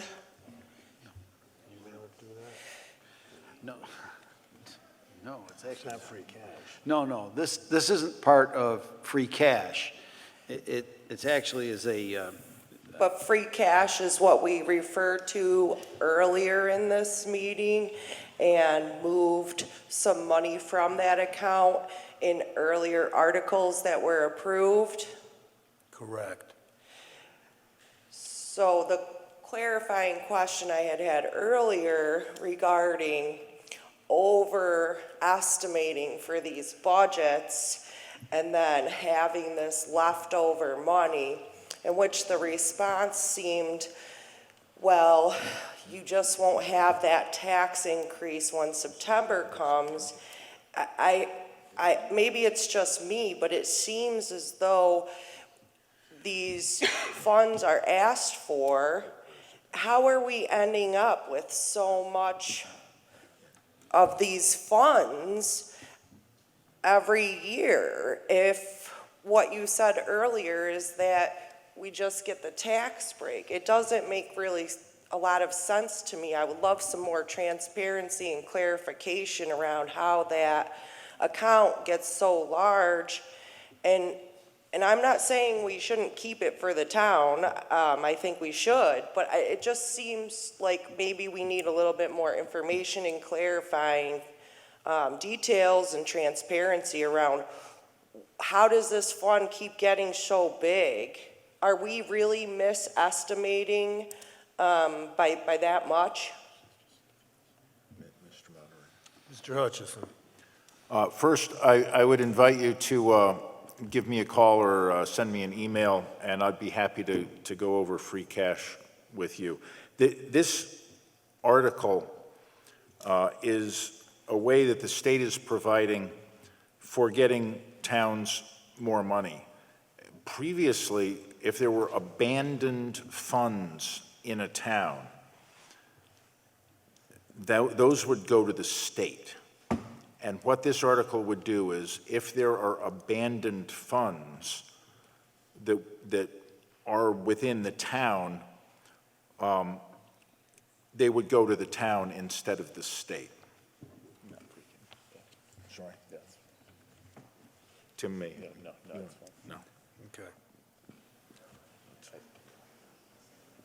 Anyone else? Yep. Hold on, Joe. Dennis Rockwell, 545 Main. You might want to clarify where those abandoned funds come from. I think they can come from any source. it might be,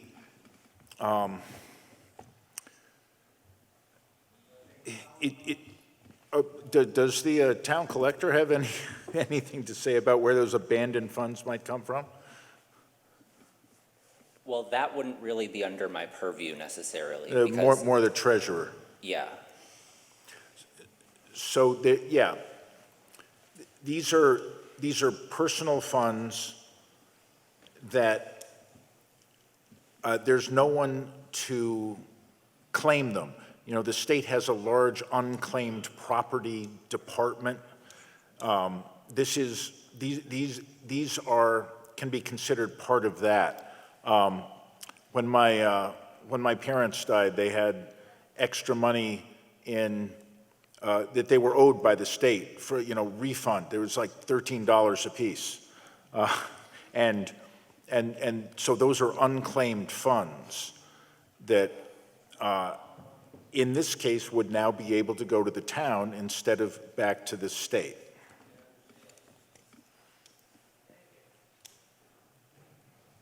Mr. Diver. I think to really clarify for a layperson, what we're saying here is that this particular article, if I pay my bill to the town, I continue to pay my bill, and I overpay my bill, and I never get a credit refund on that, I never claim that, then it's no longer going to find my mass money unclaimed funds, it's going to the general fund of the town and not come back to me as the payee of that bill. Does that make sense? Okay, so the decision here is to let the town take over those dollars that are actually yours for overpaying a bill, for example. No, right? No? No, if I overpay a bill and don't get the refund and ignore those letters went up in the town, it goes to unclaimed, abandoned property, abandoned funds. Is that the example, Tom? Yeah, it would. I think of it more in cases of death, rather than the town owes you money and we're not going to give it to you. I don't think that's the purpose of this. It's money that the town identifies as abandoned, not that we owe it to people, but that there's no one to pay it to. So people moved out of town, we don't have a forwarding address, that sort of thing. So there's a 1 year. Would the town have to advertise like they You do need to for the identify state? yourself. Oh, sorry, Carolyn, 89 Raymond Drive, Thank Carolyn you. Valley. So would the town take on the responsibility of having to advertise that those were abandoned funds like you do on the state level? The statute, if the town meeting accepts it, requires a 1 year waiting period and also a clear notice on the last payment that went to the person that says void if not cashed within 1 year. So that's the notice provision required by statute, and that's what town meeting is being asked to vote on. Thank you. Rachel Branch, 600 Main Street. I think people are confusing. This is not town money. If somebody passes away, I know we get inserts in our newspaper, lists of people who have not claimed money from estates, and they haven't claimed that money because they don't know about it, and you go down, you see somebody's name. This is nothing to do with town money. This is abandoned money from people who have passed away. That seems to be the most usual explanation. And it's abandoned, and you get a list of it. And the state, it will go to the state if you don't approve this, instead of that money coming into the town. But you need to separate, I think, the fact that this has nothing to do with town money or money that's owed to you. It has nothing to do with anything in the town budget at all. Thank you. Thank you.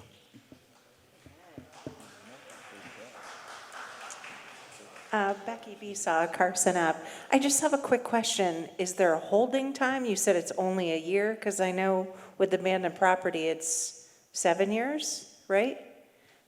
Yeah, so this statute is different than the typical abandoned property that most people are thinking about. This is just for payments that are sent to somebody in town and they're not cashed within that 1 year period. Okay, all right. In Thank you for- those, in those situations, the statute, if it's accepted, those funds would revert to the town instead of to the estate of the deceased person. Okay, thank you for clarifying. Thank you. Anyone else?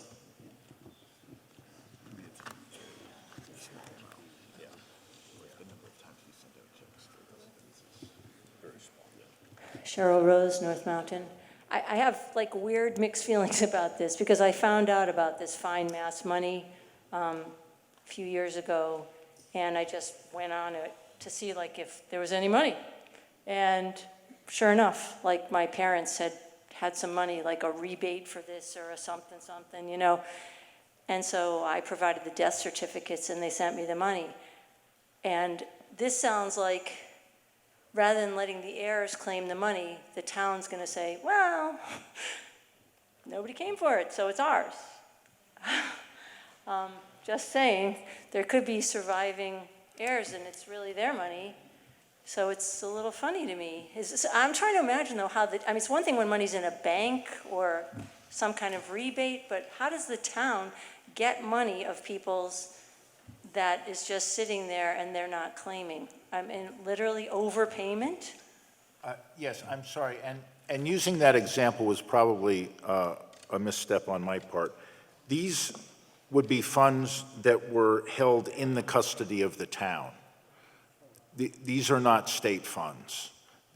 It's not a state refund. These are town funds, and it's going to be a very small amount of money. It just keeps it in the town.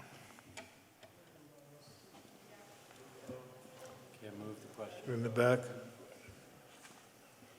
Maxine Tatro, 723 South Street, Dalton. If people are worried about the town having these funds, why not have a benefit for the children of the town and put an account for them and put the funds in there to help the kids in our town? Thank you. Someone's got to second that. Okay, the question has been moved, it's been seconded. All in favor of that motion? Aye. All those opposed? Okay, Article 17 has been moved and seconded. All in favor signify by saying aye. Aye. Opposed by saying no. Thank you, that passes. Article 18.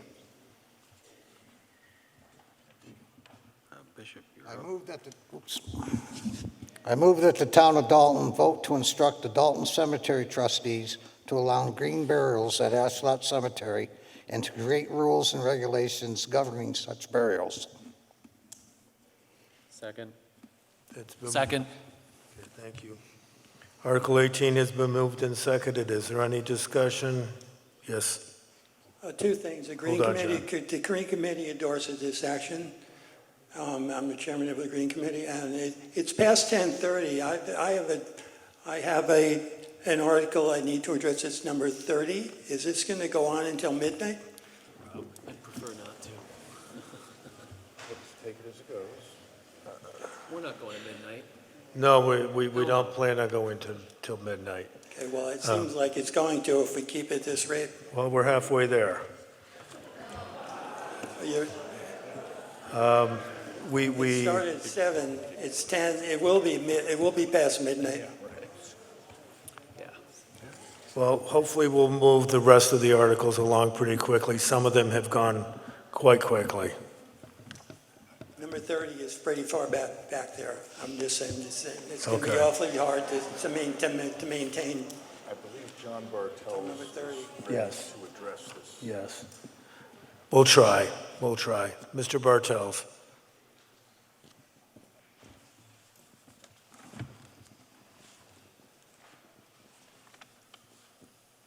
Thank you, Mr. Moderator. Select Board, thank you. Thank you. My name is John Bartels. I am a member of the Dalton Cemetery Trustees. I live on Sleepy Hollow Drive in town. Our chair is Judy Duville, and our other member is Tom Town. We've been working on a project here with regard to green burials, which another word for it, or another term, would be a natural burial. And what we're asking the town to do is to allow us to have these burials at Ashlot Cemetery, and for us to create rules and regulations surrounding these type of burials. We've been working on it since 2022. And it's been a fairly involved process, but let me just give you a brief definition of what a green burial is. A green burial is a burial where the deceased is placed in the ground without being embalmed and without the use of a burial vault. The body may be placed directly in the ground in a biodegradable casket, such as wood or cardboard, or only wearing a biodegradable cloth shroud or clothing. Now, we've consulted with the town manager on this, town council, board of health, conservation commission. We did perk tests at Ashlot Cemetery. We did a survey of the water table in Ashlot Cemetery. So there isn't any infiltration of the bodies decomposing into any water system. Also, we've talked to numerous towns that allow this, such as Great Barrington. You look on their website, they have quite a bit of information in Great Barrington on this. And there are other towns within the county, not many, I think it's Mount Washington, and some outside the county, but there's more towards the east, towards Boston, that does this. We've spoken to the Dalton Cemetery Department workers, funeral homes, and our Highway Superintendent Bud Hall has been helping us on this as well. As I said, what we want to do is to allow the burials in Ashlot Cemetery only. That's where we did the testing. We're going to designate the area as Section GB and delineate it by markers or decorative fencing separate from the main area of Ashlot Cemetery. However, green burials will be allowed in Ashlot Cemetery where another family member has been buried, as long as you use a vault, a burial vault that doesn't have a bottom. That way it supports the ground around it. Yeah, there's a couple more things I'd just like to clarify so people know what's going on with this. We've started general rules and regulations already. We are going to have informational sessions if this passes tonight. And some of these rules is we're going to mandate that a licensed funeral director oversees all green burials to ensure that all Massachusetts regulations pertaining to the handling and transportation of bodies are followed. Green burials are expected to take place within 72 hours or as directed by the funeral home. And that's because there's no embalming. It has to be fairly quick. Each plot, which is given to a resident free of charge, if you're a resident of Dalton, you get a burial plot that allows for 2 full burials. And each plot will be marked by the family with 4 marble corner markers. Individual plots within the family burial lot will be divided with a concrete or wooden plate barrier to facilitate future digging unless an open bottom vault is used. There is no cost to the town. The cost will be the burial fees will cover the costs so that there is no impact on the taxpayers. It is something that the family is going to have to take care of. And the fees for a green burial will be $1,090, which is what burials are right now. But the only additional cost will be a perpetual care fee, which we figure will be $750. It's a one-time fee so that we can take care of the grounds, because when you don't have a burial vault, there's depressions that take place. So the cemetery department has to go on a regular basis, fill in the depressions, seed, take care of the ground, unlike in a regular cemetery where there are burial vaults. So just to give you an idea, that's what we're doing, and hopefully you'll pass this article for us so that we can continue on with our work. And if there's any questions, I'd love to answer them. We'll keep it brief. Yeah, hold on. Can I do it? Well, no, we have one coming down. Okay.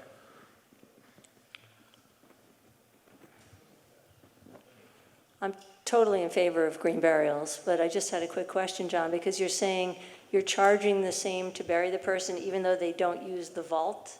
So then you don't have to pay for the vault? The vault, the cemetery department doesn't charge for a vault. I see. The fee that we charge, the cemetery department charges, is for the digging of the grave, filling it, that type of thing, placement of the memorial, that type of thing, so.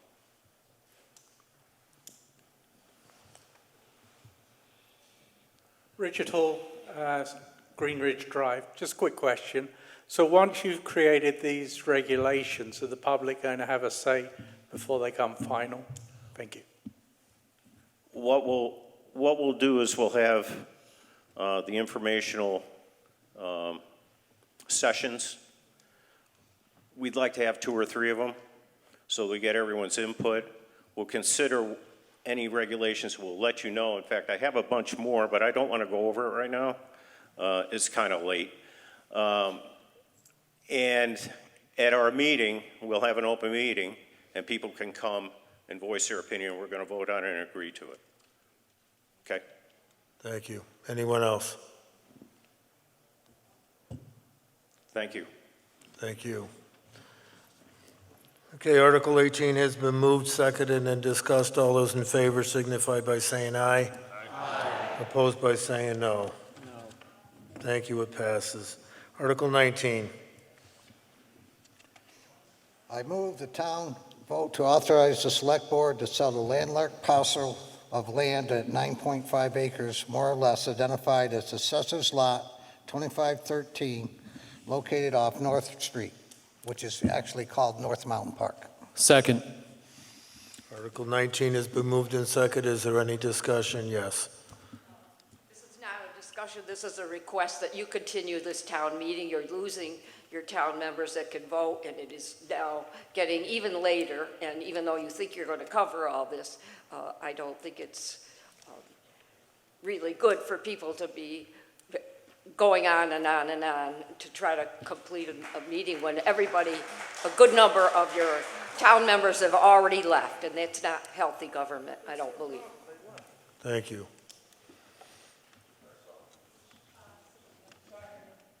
I'm sorry, say that again? Okay, it's been moved and seconded to suspend the town meeting. When would we meet again? Wednesday? Wednesday evening at either 6:30 or 7. Okay. Okay, I need a little more specificity in that. We need to suspend the town meeting until Wednesday at 6:30 PM. Do you want to make that motion? Is that seconded? Mr. Chairman, Mr. Moderator. Yes. We're in the middle of an article and a vote. Can we at least finish that and then entertain motions to adjourn or whatever? All right, hold off on your motion. Sell the property at North Mountain. Let's finish that one article, and then I'll entertain your motion. So Article 19 has been moved and seconded. Is there any other discussion? Hearing none, seeing none, all those, oh, there's one, okay. Yeah. Al Nato, 24 Elaine Avenue. If it's landlocked, who's going to buy it? You got no access to it, how do you sell it? Direct the butters. May have interest. Then that limits who's available to buy it, correct? Mr. Hutchison. Who was going to buy it. John, you're out of order. It's not your turn. You're not recognized. Mr. Hutchison. There is an easement to the property. through the neighboring properties. So it can be advertised for sale, and anyone could buy it and use that easement for access. Thank you. Anyone else? Yes. Are there any restrictions on what that property can be used for? Mr. Hutchison? I believe there is some contention as to that point. My own best understanding is that some of the land is covered by an agricultural preservation restriction, whereas the land where the actual former Dalton Hardwood operation was and its building is not covered by an agricultural preservation restriction. However, there are reasonable minds can differ on that. So somebody could put That's to be determined as we move forward with the sale. somebody could put a wind turbine in there? That would be subject to other regulations. Okay, thank you. Anyone else? Amy Musanti, Cleveland Road. One question, is this adjacent to the old Barton property? Okay, so if it is, my understanding is the original intent of the APR included this parcel because you cannot put a house on an APR. So the intention of this parcel and the reason it was left out of the APR was because it was intended to be for the farmer that's farming the land around it. So I just wanted to say that because you guys broke up the APR, but that was the original purpose and why it was supposed to be not part of the APR. Thank you. Anyone else?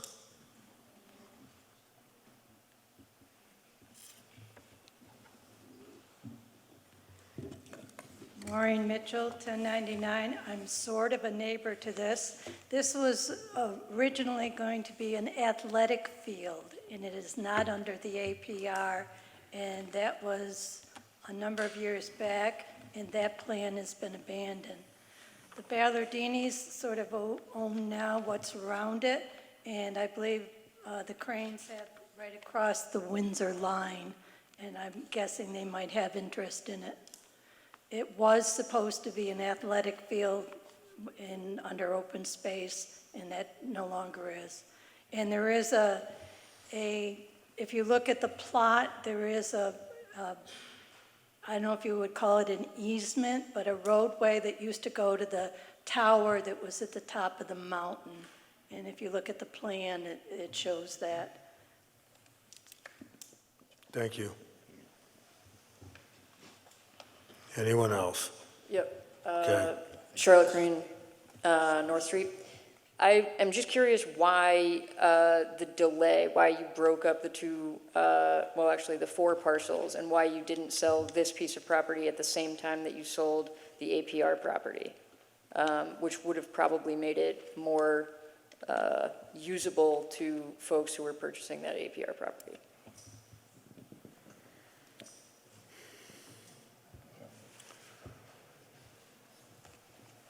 I think some of that had to do with the question of the status of the property. Again, it's unclear how much of the 9.5 acres may be covered by an APR.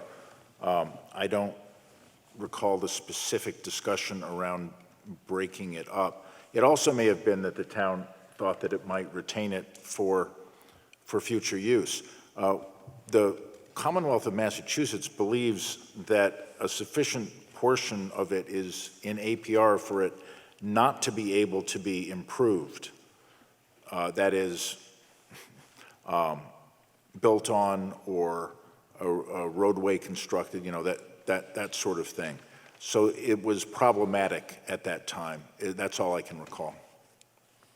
It still is problematic. Anyone else? Yes, ma'am.